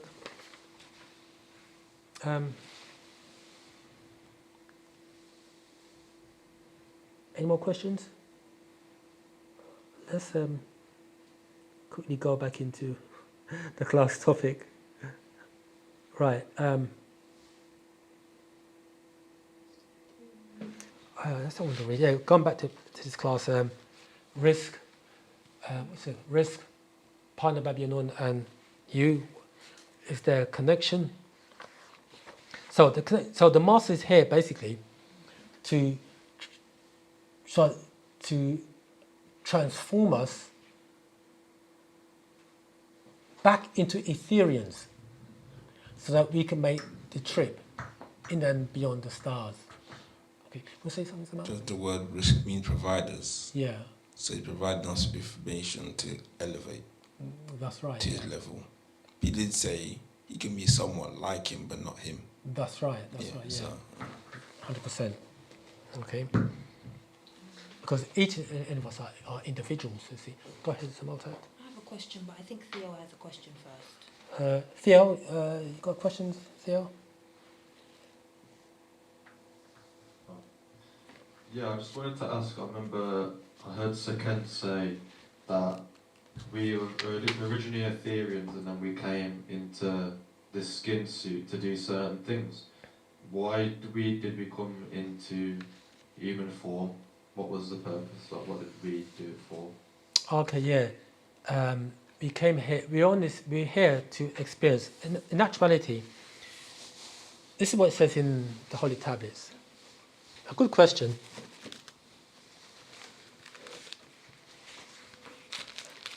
I think if I can remember, I think this is the scroll of Adapha. Let's have a look.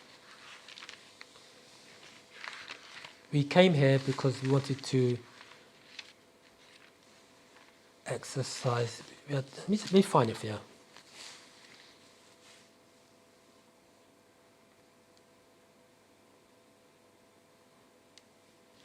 Came here, he wanted to know whether we had the choice of either staying in the higher realms or coming here to exercise will. I mean, he decided, yeah, I want to come down here to exercise will. We also came here to experience. So basically, this is a learning school. This earth plane is a learning school. This three-dimensional plane is a learning school. And it's a hard learning school at that. Let me quickly see if I can find the particular quote. I can't find, but anyway, so I can't find that. See if it is here.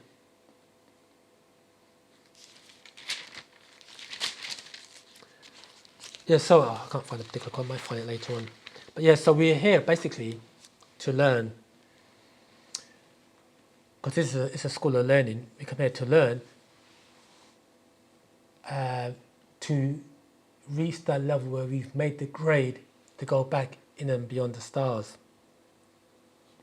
And we had to, we actually decided in the high realms to come here. And it's true that we were Ethereans, or let's say we were Ethereans. We are Ethereans having a physical experience. You may hear the other term, we are spiritual beings. You tend to hear the term, we are spiritual beings having a physical experience. But in Wu-Sabat, we would say, we are Ethereans having a physical experience. And it's when we go to sleep where the etheric part of us can temporarily leave the physical body, but still connected to the physical body by way of that etheric cord. So, but we're here to learn. So this is a school. When we go to sleep, depending, if we, say you do some chanting or whatever before you go to sleep, you're programming yourself and you can receive impressions from the dream world to help you in the physical world. See, so that, in a nutshell, that's what it is. We are Ethereans having a physical experience. And the Master says we do more for the physical than we do for the spiritual. Okay. When we, the reason why what Wu-Sabat is here is to give us that knowledge how we can make connection with our relatives and ancestors, Ampan Thoro, the higher beings, by developing our secondary set of senses. And there are many things we can do towards elevation or to move interdimensionally. And as is mentioned here in the Man from Planet Rizq, by us vibrating on 8 hertz, and we said earlier, how the 8 hertz ties in with the alpha level. From that level, we can make connection with our relatives who've crossed over, and the more we can make connection with the Palmo Slafu, the higher ancestors, and make connection with Palmo Saru. Okay? And it says here, again, this is from Man from Planet Rizq, page 76, and it reads, question, are there any people who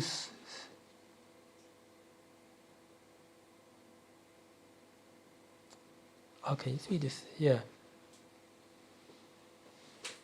Okay, it's got here. You could go up here. Question: how does this tie into the Earth? From Planet Rizq. Answer: the planet Earth is vibrating with a biorhythm of 8, which is very soothing to the body. Would be C. Everything is now on the A note with sound wave of 440 hertz, from 8 to 440. That's how fast you have been sped up since 1925, 35, 45, 55. When you had music such as oldies but goodies, then in 65, 75, 85 AD it got worse. 1995 AD, microwaves and country western music. It's not exempt because it is being influenced by rock and other synthetic music. Meaning, again, if there's a guy, listening to a guy called, I think Ed Myers, I listened to him today, I think it's a guy's name, Ed Myers. So I got assassinated, and he is saying how extraterrestrials played a part in the construction of music. Question, are there any people who still vibrate on the biorhythm of 8? Answer, 8 is vibrating on Om. Certain Sufi or Mutasawwif mystics and Tibetans who chant know about the tone of Om, and there were beings who came down out of the mountains, left the masters, and tried to retain their information, got caught up in the change. The Buddhists chant to Om. Jump from there, talk about how they changed it here. Talk about, let's jump down here. It talks about Islam. Imams are chanting the Quran instead of chanting in Ghuna, which was the original chanting. They no longer chant from free tones and sound coming from the throat, but through their nose. They used to align their chakras to that sound. The original chant is lost. That was the original Ain principle that I taught you about, Om and Ain, starting in the back of the throat and up through the lips. Knowing this, you will get back to the earth. Because of telepathic information being sent through, that has thrown everything off. You aren't aligned with earth anymore. That's why everything is crazy. The world is in total chaos. And the later scrolls after Man from Planet Rizq, he told us about the FAC, F the earth, A the body, and C the cosmos. Okay. So so Zamal, the reason why we are here is to earn our way back. And the operative word there is earn our way back. And that's why the master teacher's here. He's here as a guide to guide us back to the right way. Okay. So I hope that helped, Theo. Stay on par track and you can't go wrong. Yeah, that helps, thank you. Okay, Tata Samal. Go ahead, Samal Tata. Okay. This is quite a long question, so just hold out and bear with me. So you grazed ever so lightly on the element of food and energy before. So I'm trying to explain how I got to this question. So our bodies are made up of majority water, which is hydrogen and oxygen molecules.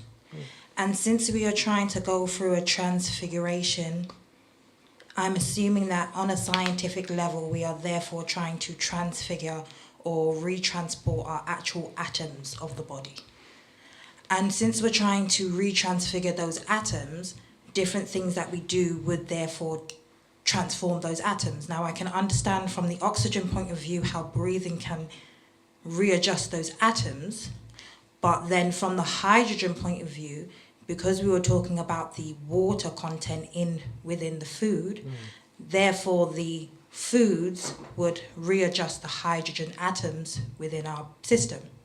And if that's the case, would it not make more sense, or this is the question, is it more feasible to be eating foods in their rawest, most wholesome nature in order to consume the most of that hydrogen atoms? And the reason I say that as well is because in the same way that electronical devices or any sort of unnatural heat would fry our brains, for example, smoking and looking at phone screens and such would destroy us from the inside, would cooking food therefore destroy those elements or those atoms within the food?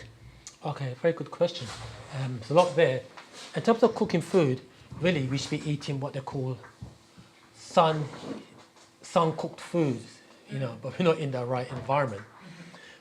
It is said that they never found a frying pan in Egypt, so we should be eating fried food. That's what I said, they never found a frying pan in Egypt. Really, as we are about 75% water beings, the majority of our food should be water-based foods, you see, because it's easier to digest. You see, so and also we should be eating foods that's in season. We should be eating live foods, meaning like really, say you pluck a apple from a tree, you know, even Dr. Sebi talked about this, it's about the electricity that's in the food that gives us the vitality, because it's alive. But when we go to Lidl's, buy tin tuna and them type of food, right? And the fruit you know, all we can do is our best. In saying that, because where we have to, that's the ideal world, to eat water-based food, eat food that's electricity. But remember that we can imbue the food that we eat by way of our hands and by way of our thoughts. But let's say praying over the food that we eat, because you're sending energy. Or let's say the food that you're cooking, you're sending energy. You send food, you're sending divine energy. You're cooking food in a happy mood. You got the toy, you got your favorite music playing, and you eat the food. You know. Just say you're eating this food, and let's say you're eating food, and for the brothers here, you're cooking a plate of food. And, yeah, the food tastes nice, sis. Well, because you imbue it with love. But say some man vex you up, right? You're hungry. You're hungry and angry. And you give the brother the plate of food, right? Welcome to the love. Our brother put it like this. I remember one brother put it like this.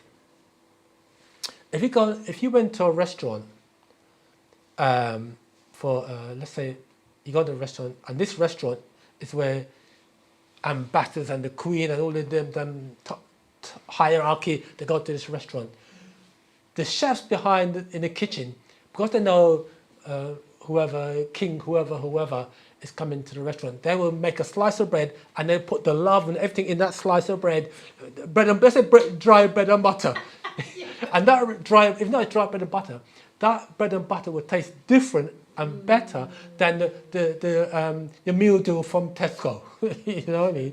Because of the love and everything and the perfection, that how they cut off the crust and everything, it'll taste different. So what I'm saying is that you can energize the food just by your being, by your thoughts alone. You can energize the food and give it vitality, even though it's not plucked from the tree, you got it from Lidl's or whatever, or Sainsbury's. It's a vitality that you can imbue that food with vitality, with love, etc., etc. You see. So and touching it as well, isn't it? touch it, yeah. Because you give your energy, bring your energy to the food when you touch it. Like we never used to use utensils like knives and forks, things like that. And the brother just said that when we touch the food, we never use knife and fork. We used our hands. That's what Muslims do. You find that they eat using their hands, and they're saying that's why you become addicted to Snicker bars or Kit Kat and Twix, because you're chomping it with your hands. You see, so when your hands are making a communication to the brain, etc. So that's why you're addicted to eating. In Kit Kat, you crack the thing, and you're eating it all the time, right? Because you're making a communication. You love, like crisp and fish and chips, etc., etc. And that's a good thing you said that Pavel mentioned about using our hands as opposed to knife and fork. Imagine you buy a Kit Kat from the shop, right? And use a knife and fork, put it in a plate. And the Kit Kat won't taste the same as you use your hand. No way. You know what I mean? You say, what kind of thing is this? It's still, you know what I mean? Then let's say, okay, you do that. That's true, It's what you do. It's an experiment. Yeah. Go to the shop, go to Mr. Patel, go and buy some Kit Kat. What you do? It's an experiment. Let me test it out. Fam, test it out. Go to the shop, buy your favorite chocolate bar, right? Snap it in half, right? Put it on a plate. Put it on the plate. Use knife and fork. Chop it in half, okay? Fam, do this experiment at home. Remember, you got the practice and you got the science and you got the art. So, get your bar of chocolate, your favorite chocolate. Put it on the knife on the plate, knife and fork. Cut it and eat the thing with knife and fork. M&M's. M&M's with knife with a spoon, right? Then what you do use the same M&Ms from the same packet, put it in your hand and eat it, and say which one tastes the best. The one that's on the plate with knife and fork or spoon, or the one that comes from your hand. It's like, you got to, it's how you to test the theory. Hang on, but it's confirmation. That's so rude. Yeah, do that, fam. Then come back next class. Say, yeah, test it out. Let's say next week, the brother said, the brother actually said that to do this experiment, get M&Ms, put some M&Ms On the plate. on the plate, use your spoon, and from the other packet, put it in your hand and yum it. And I found that the one with the spoon, it didn't taste as good as the one in my hand. See, so there you go, you know. That being said, jokes aside, Jokes aside, yeah. must say too much food will kill you. Yeah, Too little food will kill you. So you got to balance it out. that's right, yeah. Saying that now is, what's it called? Also, do we need food then? Because basically we are water beings in the dome of water. We're breathing air. Yeah. So instead of because eating is, because this person on YouTube again, it's like he's been eating for 17 years or 7 years, so long. But he said to them, basically, he's a breatharian. So basically, it's a life force from natural air. And basically, the guy asked him, how do you become a breatharian? Yeah. He stopped eating for you can liquid, because liquid is food and stuff. So you go to blenders now, you can blend carrots and stuff into liquid. So therefore, is food necessary? Okay, that's a very good question. Because the guy who's the breatharian, or the individual who's the breatharian, they're taking the essence from the atmosphere. So when we are eating food, we're actually taking the essence or the nutrients from the food that we eat. And you're right, we don't have to eat that much food. Now,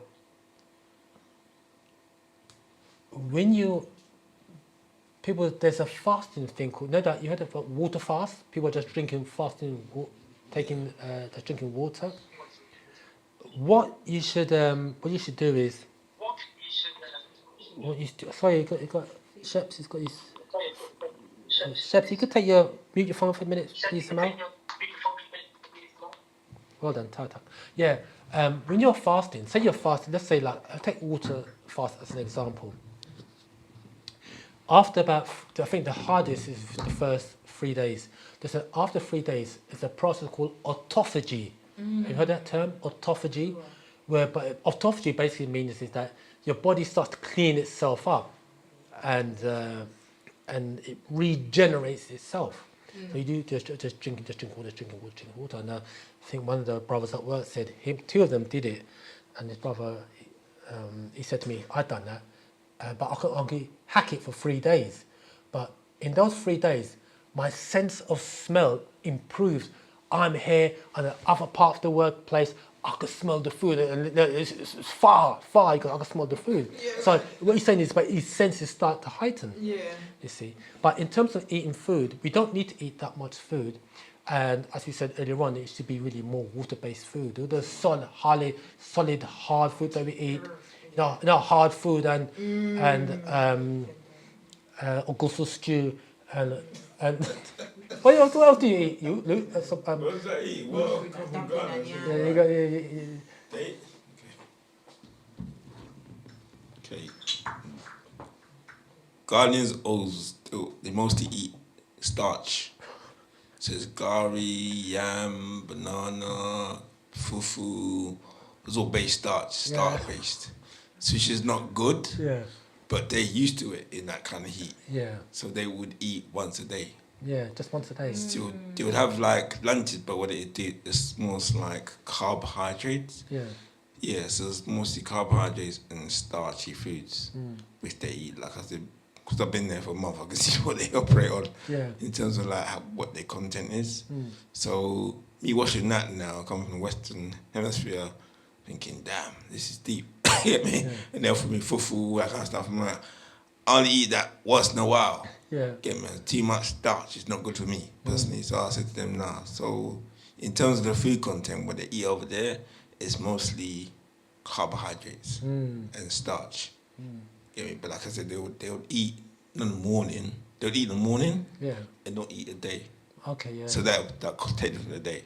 That'll Yeah. sustain them. Yeah. Yeah. So But so that practice won't work over here in the UK. it can if you really want to do it. Yeah. Can.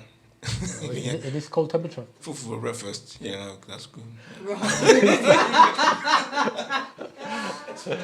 It's, Breakfast, that takes the whole day, man.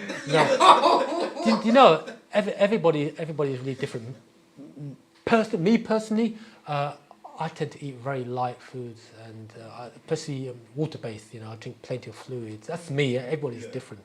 That's me. You see, and so everybody's different. You see, ideally, just like how everything works in terms of cycles, we should be. My first meal is about 12:30 in the afternoon, and the next meal after that is about 8. So I eat 1 meal a day, but I drink plenty of fluids. That's me. Everybody's different. And but the thing is that, fam, is that we should look upon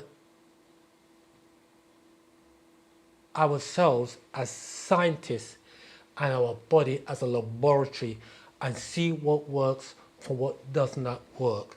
That's how this is how the master scientists, this is what they do. That's what Partner Babianana is, a master scientist. And this is what he's telling us, this works and this don't work, or take what is useful, reject what's not, and add what's specifically your own, you see. So that's how we have to look at things. Even when you're reading, you're taking in, this makes sense to me, this doesn't make sense, this works, this doesn't work. So I'm going to reject this and I accept this because I put this into practice and it materialized. It confirms itself. That's what Wu-Sabat is, the science of facts and reality / confirmation. Does it confirm itself, you see? So, hope that helps, fam. Shep says, if you want to you've got a question, Shep says? What's that? Rohba, Ismail. It's kind of like 3 parts to the question, but the first one is, are all animals who are a product of natural nature vibrating on the frequency of the planet? Yeah, that's right. All animals that are part of natural nature vibrate on the frequency of the planet. That, in terms of domesticated animals, if you just mute yourself, please, Shep says. One more time. If you could mute yourself. Okay. Yeah, yeah. All animals of natural nature, that is in its natural habitat, like say in the wild, they are in tune with natural nature. They know when to move and where to move. Domesticated animals now, they are outside of their natural environment. See, so now they become almost they are in an artificial environment. You see, so that means that they are out of tune with natural nature. And also, in saying that, there are certain animals, like say for example, we take a dog. A dog basically is like a offshoot of a wolf, so they still have that natural instinct built in inside of them. And the master did say that if you don't feed them, they'll just turn on you and look like you're just another piece of meat, like an animal, you see. But you're 100% right, Samal. Animals that's in their natural environment moves in accordance with the earth, with natural nature. Okay, they know when to eat, and So hope that part helps. You got another part, Samal? Tua, the second question is,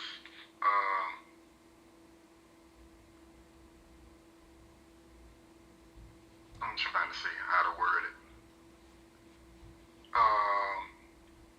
Yeah. Does the blood have a frequency? Does the blood have a frequency? That's a good question. Our blood does have a frequency because the frequency is in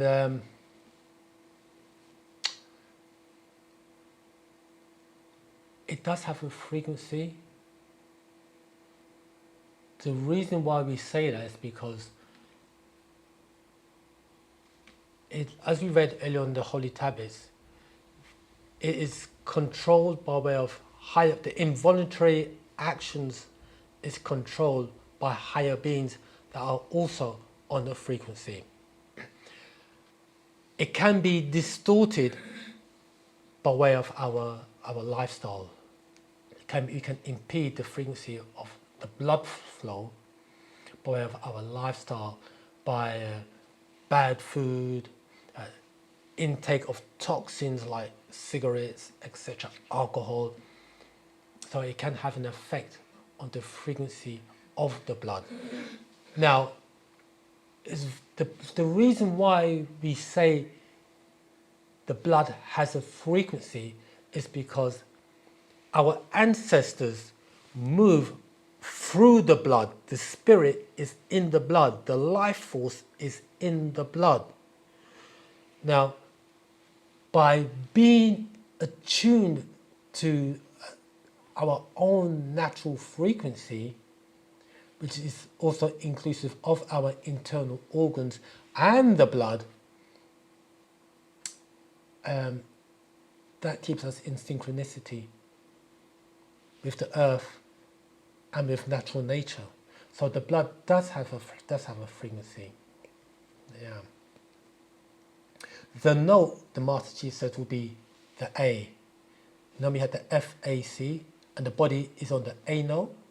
And we read earlier on about the frequency of 8 hertz. That's the natural frequency of the body, which is in conformity to the planet as well, okay, and to the brainwaves. So yes, Amal, the blood does have a frequency. So,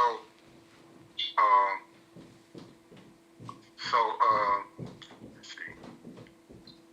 So the blood type, would that frequency be affected by the blood type? Because if I'm not mistaken, you can correct me if I am, were we originally all O positive as far as Nagaru? And then through mixing, we developed the various other blood types? That's 100% right, yeah. Originally we was O blood type, and yeah, due to mixing in, we've inherited different types of, other types of blood types. Okay, so you're 100% right. So would that affect our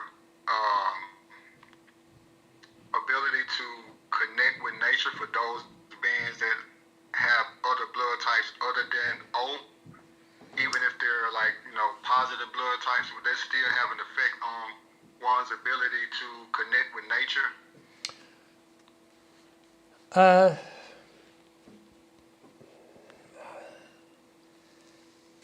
Yes and no. The reason why we say yes and no is because the Master says that when you, for example, when you mix, for example, outside of your gene pool, you become affected and infected by other races' vibratory frequencies. So it does have an effect on. If it has an effect on your blood, you must know it has an effect on your brainwave frequency, and also an effect on your internal organs and also on your mindset. So we shouldn't mix outside of our race. Excuse me. So it does have an effect somehow if you, especially if you mix outside your race. I think brother wants to. What's that? It's a link. All right, so I have one last question. Hang on. Somehow Shep says he's got something to read something for you.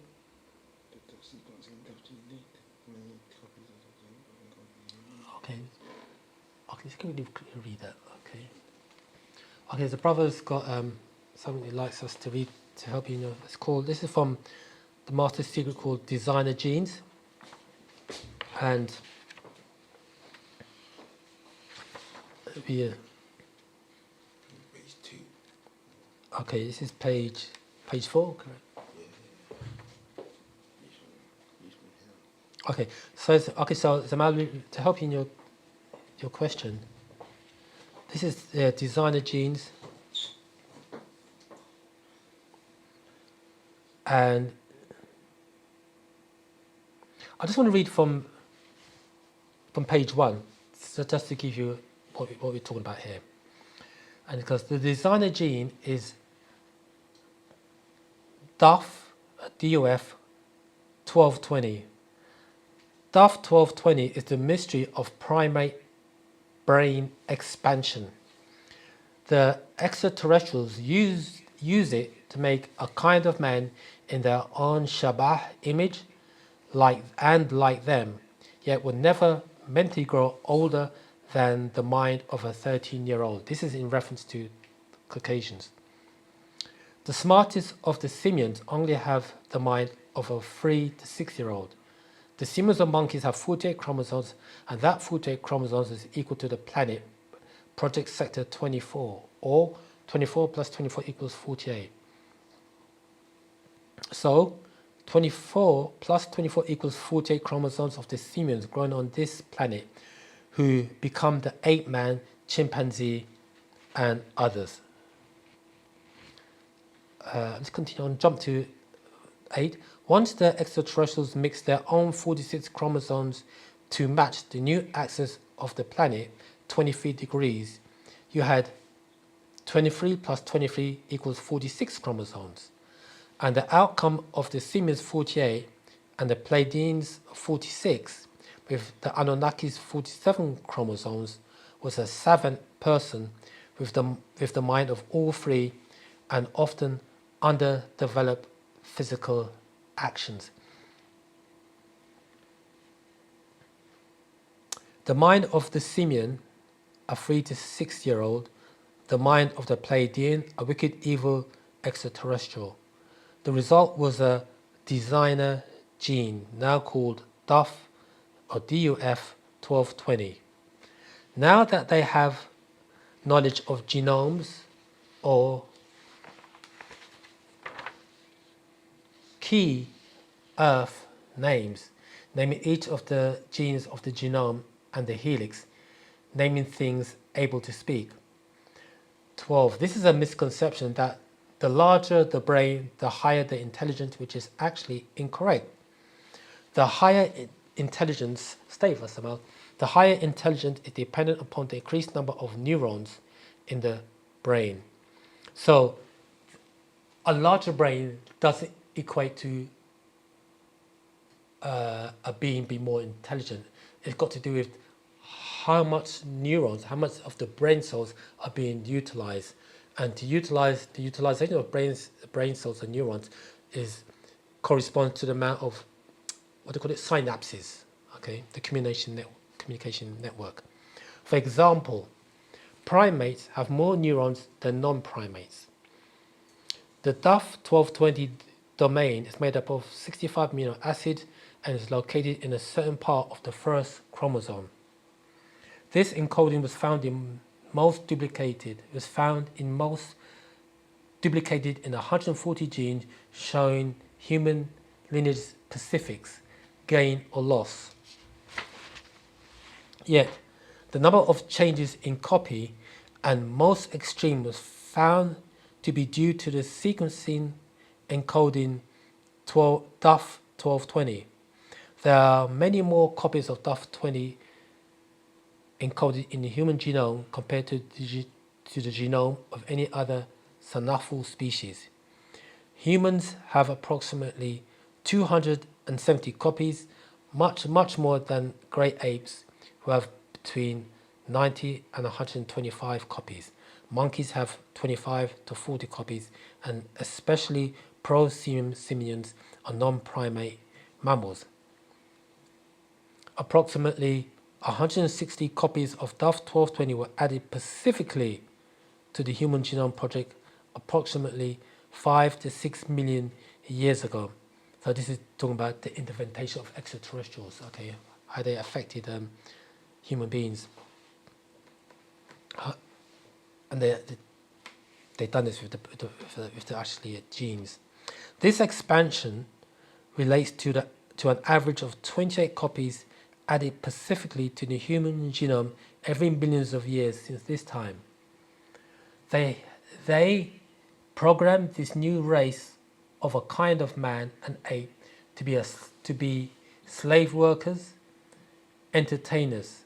So remember, this is the Pleiadians and the Anunnaki. So they designed genes and created a savant or servant to serve them as servants. Yet the actual minds of the males of the Adamite race never get older than a 13-year-old of other races. He must have toys, play games, have contests, experience danger, fight, or like a child, act like adults. So he created a game cinema where they can act out being superheroes of all kinds. The designer genes today is seen and thought to be hobbies, talents, skills. They were all programmed into mixture from the savant part of the gene pool. You know, the savants are those people who have higher intelligence in it. The results you see people of all races who are obsessed with something. Some are obsessed with drawing. He's talking about all races now. Some are obsessed with drawing, dancing, singing, cooking, sewing, painting, fighting, killing, servicing, sports games, and so much more. Even sexing or nymphomania results in many cases as whores and or prostitution, or girls who just go from boy to boy, or zazas, like a zazas, man to man, called boyfriends, and my lover. She is a sex slave to males in her genes. So what Baba's saying here is that the reason why people do have a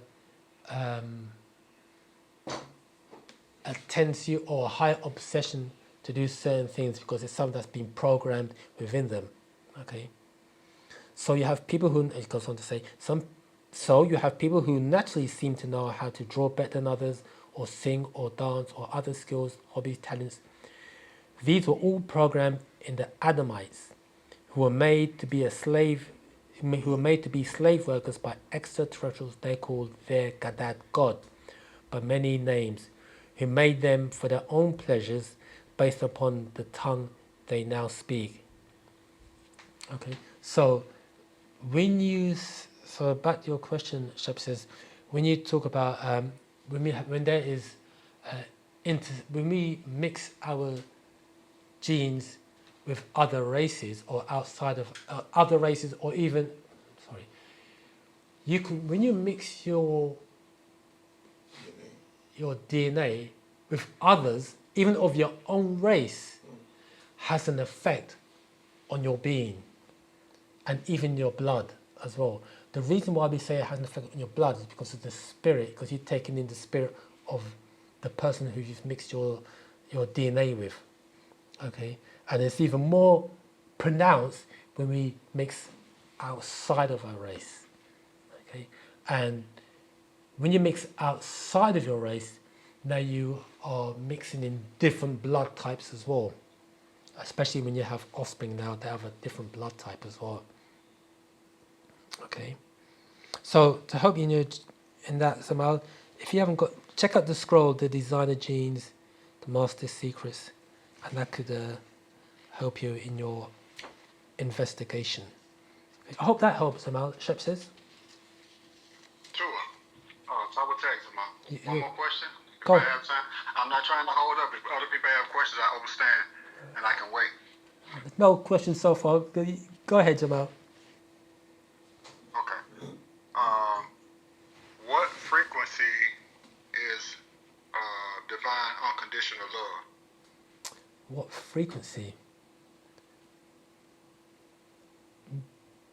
Very good. That will be on the planet 8 hertz. You see, because the planet is in tune with natural nature.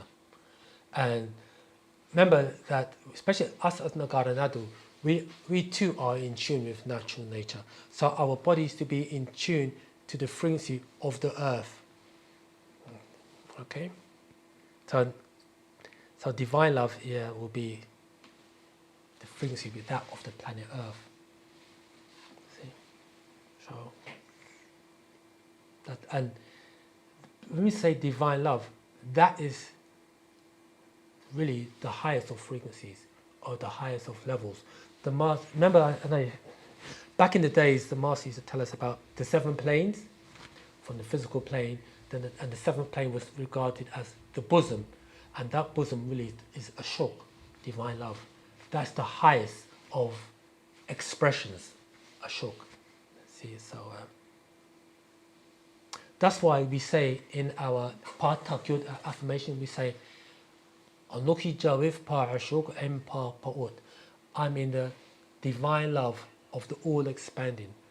Or Kul Ashok Kawan Javafni, and all divine love is in me, or is within me.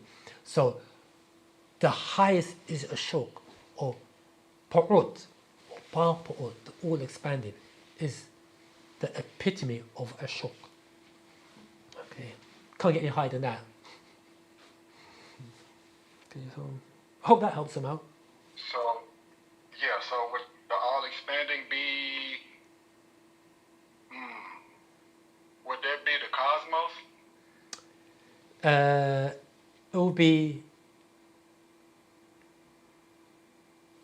the cosmos. Or would we be the personification of all existence and the human form as etheric being? So we by that, would that mean that we would be, all divine love would resonate from the frequency of the planet in which we're on, and when we reconnect with, well, we're not never disconnected from all, but when we become conscious of that reality, then would that change the frequency to the frequency of the cosmos or the universe or the omniverse? Yeah, it would have an effect. It would definitely change the frequency of this planet. If it would change the frequency of the planet from being a malevolent atmosphere to a more benevolent atmosphere. It would change the frequency of the planet, because the planet is in a synchronicity with the cosmos, and the cosmos with the universe, and with the omniverse, etc., etc. So you're 100% right, is that the more of us that are vibrating on that frequency of divine love, or we would say 9 ether, because you know that 9 ether is the 9 to 9th power of 9, is the highest of expression. We would change the vibration of the planet, and it will change the atmosphere of the planet. It's like you're in a room. Remember we had this analogy. You're in a room of 6 ether. Outside of the room is 9 ether, and as long as the door and the windows is shut, the 6 ether forces would dominate. But as soon as you open the window, you open the door, and that 9 ether starts flooding in, it will overpower the 6 ether. Those negative, malevolent forces and the benevolent forces of 9 ether and Ashok would be ruled, would have dominion, as we say. Okay, So you are 100% right, Samal, that we can change the atmosphere. So our unity is the key. 100% right. Our unity is the key to unlock the doors that has imprisoned our minds, and imprisoned our minds also imprison our actions, and that ties into the word synergy. We say synergy is when two or more forces combined to produce an outcome greater than if done individually. So yes, unity is the key, to produce a greater outcome. But hear this though. You're welcome, Samal. But hear this though. That unity, you could be unified in doing something negative, or you could be unified in doing something positive. But the planet is changing. The atmosphere of the planet is changing. But how the master's talking, he's talking about, and let me put it like this: in order to things have got to become, what's that cliche? I don't know how to put it. The planet is alternating. There's alternation and alteration. The planet is changing. Things have to get worse before they get better, because the two opposing forces are meeting, and one will overtake the other. Right now, we are in what's referred to as a replenishing period on the planet, and in the 9th scroll, it talks about the calamities that's going to hit the planet.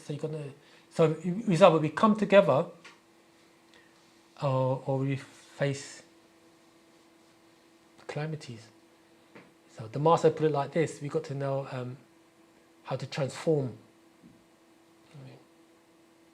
So I hope that helped, Shep says. I will take some, absolutely. I appreciate your patience and then walking me through the what is it? Scroll?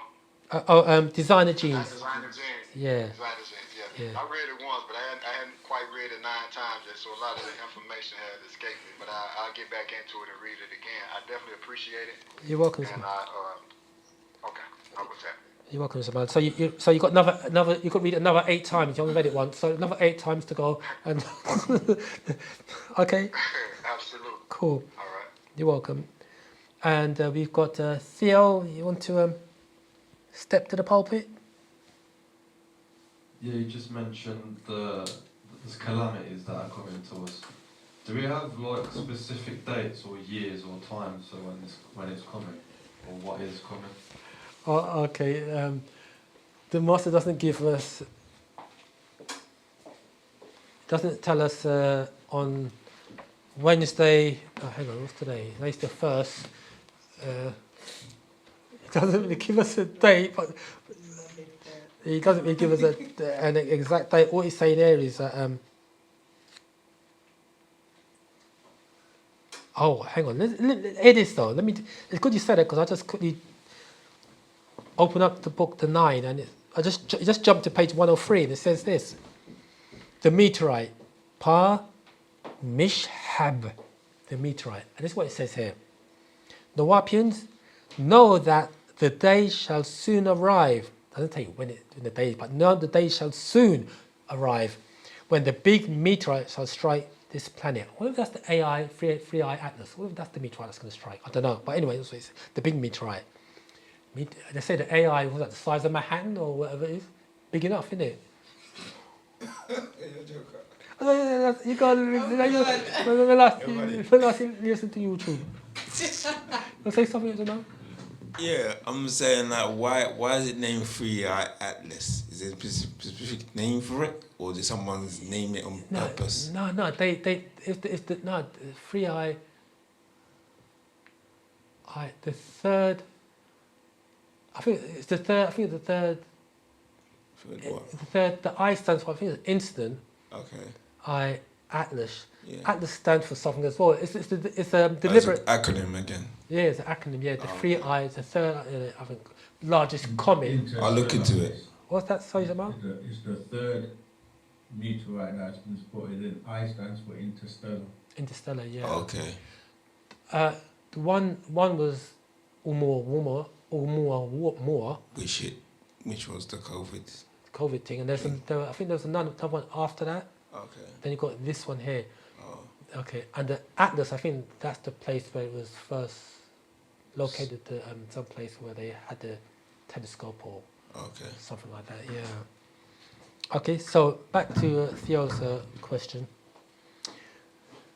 Nawapians know that the day shall soon arrive when the big meteorite shall strike this planet. All will be shocked. Fear of the end of the world. That is not the end of the whole world. Much destruction, much death and injuries. A day and days to follow.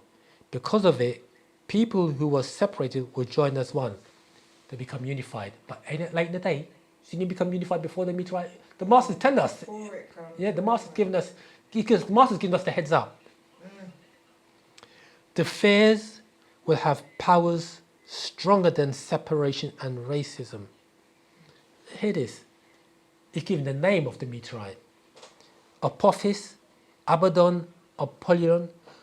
Destruction will change the minds and the hearts of the people. Refer to Revelation chapter 9, verse 1 to 21. So it's not the whole earth, it's just a portion of the earth will be in the comet's or the meteorite's path. But it doesn't tell us what day and time it's going to hit. What we should know is that it's giving us the heads up. It's coming. So don't wait lastminute.com. Then look for your veterans or sisters. Okay, Theo. So Yeah, I only asked just because I want to know how much time we will have to grow and here it is though. The Master gave us the time. He said the time is now. The time is now. He said develop yourself so that that you be able to receive those telepathic influences and know when to go and where to go before stuff hits the fan. Okay. So the Master said that he said that you got those who will. He said that you will have those who will be like him, and they'll be taken up. And he goes, you got those who are left behind. They will have to know how to transform themselves. And you got those who are. You also got the other group who are left behind, who will catch the hell. So is what it is, isn't it? Okay. But it's giving us the heads up. That's why it's here. That's why Nabab Yaanuwn is here. He's our warner. Okay, he's warning us. At the same time, remember, Wu-Sabat is universal knowledge, so this is for all races to align themselves. Okay, so Theo, I hope that helped. Yeah, that makes sense. Okay, it makes sense. Yeah. See, so anybody else? So when we talk about this class title, Rizq, Nabab Yaanuwn, and you, the whole doctrine of Wu-Sabat is geared towards us elevating to that point whereby we all make the grade. That's what it's all about, you see. And some people say, no, it's a made-up place and whatever. The Master says, well, in that case, it's not for you. No, it's not for you. So, okay. Any more? So we talked a lot about, especially about the DNA. We talked about tones, frequencies, and vibration. We talked about raising ourselves up and the chanting by way of the Om tone. it goes on here, Math Planet Risk Game, page 77. You must be taught to vibrate on the frequency that will link you in with the oversoul. You have to tune your soul to the sacred tone of the universe, which we know, which is Om. From Mother Earth, which is 8 hertz, she is alive and she hums and breathes, and you are a part of her. You all are children of Mother Earth. Adamites, even though it's got Adamites, remember today in time in this was about us Nagara Nadu. This tone, which is Om, is all encompassing and it has no limits. It is the medium to the source whose love cannot be contained. That love is a shock, okay? For it is ever boundless. It can say also Anu, who is Ilion Inon El, we know we say Reye, or the sacred tone. The tone, there it tells you, it says it here, the tone which I speak of is the Ain principle or the sound of Om. Notice, if you will, that the sound of Om is as the sound of the first letters in the word omniscient, omnipotent, and omnipresent. 3 attributes of the Supreme. The sound, excuse me, rises from the throat to the tip of the lips. It flows to the center of the head and escapes through the ears. So remember we said you got Aum, Aum. Yeah, and you can hear it tingles your ears, isn't it? Letters of Ain, it's got here. The Hindu symbol of Om is like the Ashuric, Syriac, Arabic letters of Ain and Mim. It goes on to say here, the translation of the word Om is so be it. It also means, when you say so be it, what does that mean? It is existence. So be it. So be it. Existence. We would say port. It also means to prevail, to spread over, to reign, or to dominate. And surely the omnipotent is the source and force of the universe, whose power overshadows all creation. Again, talking about Pa'ot, or we would say the omniverse, Parkale Makwainat. All things are created in tones of octaves of energy and vibration. Just as there are octaves of music, there are also octaves of tones. Between the 4th and the 15th octaves, the normal ear can hear sound. The ear is the most acoustic receiver in man's environment. On the average, normal people can detect sound intensities as low as 10 to the minus 16 watt per square centimeter, and can stand intensities up to about 10 to the minus 14 watts per square centimeter before pain ensues. So there are also sounds that you cannot hear, but it's being broadcast. And by doing a lot of chanting and tune yourself in, you can hear the master says there are your ancestors, the Panasaro, are sending messages to you. You'll be able to pick them up and hear them, or you would receive. You know, when you become, the other sense, intuition, you become intuitive. You see, that's also part of your higher senses. In quantum physics, they call it synchronicity. That's what it is, synchronicity. You got, before we go, it's gone. Fam, guess what? We've reached. The landlord just give me the keys. The keys. The keys. Like he wants to lock up and to pull the shutters down. Fam, so I say thank you. We have to say Tawakum. Thank you all for attending this class. Remember, it's you, the listening audience, are the ones who make the class. and it's each one teach one, and we as student teachers of the master teacher learn just as much teaching as well as listening to the information. The master says it like this: what we teach is what we need to know ourselves. I mean, we got to apply what we teach, you see. So become examples. The master said, more people are moved by your example than by anything else. Okay. With that, Moisar, family of Wu-Sabat, Palmos Bottle, the Sabians, you have to say, Ahrus, Wu-Wadu, Ashok. Wadu, Ashok.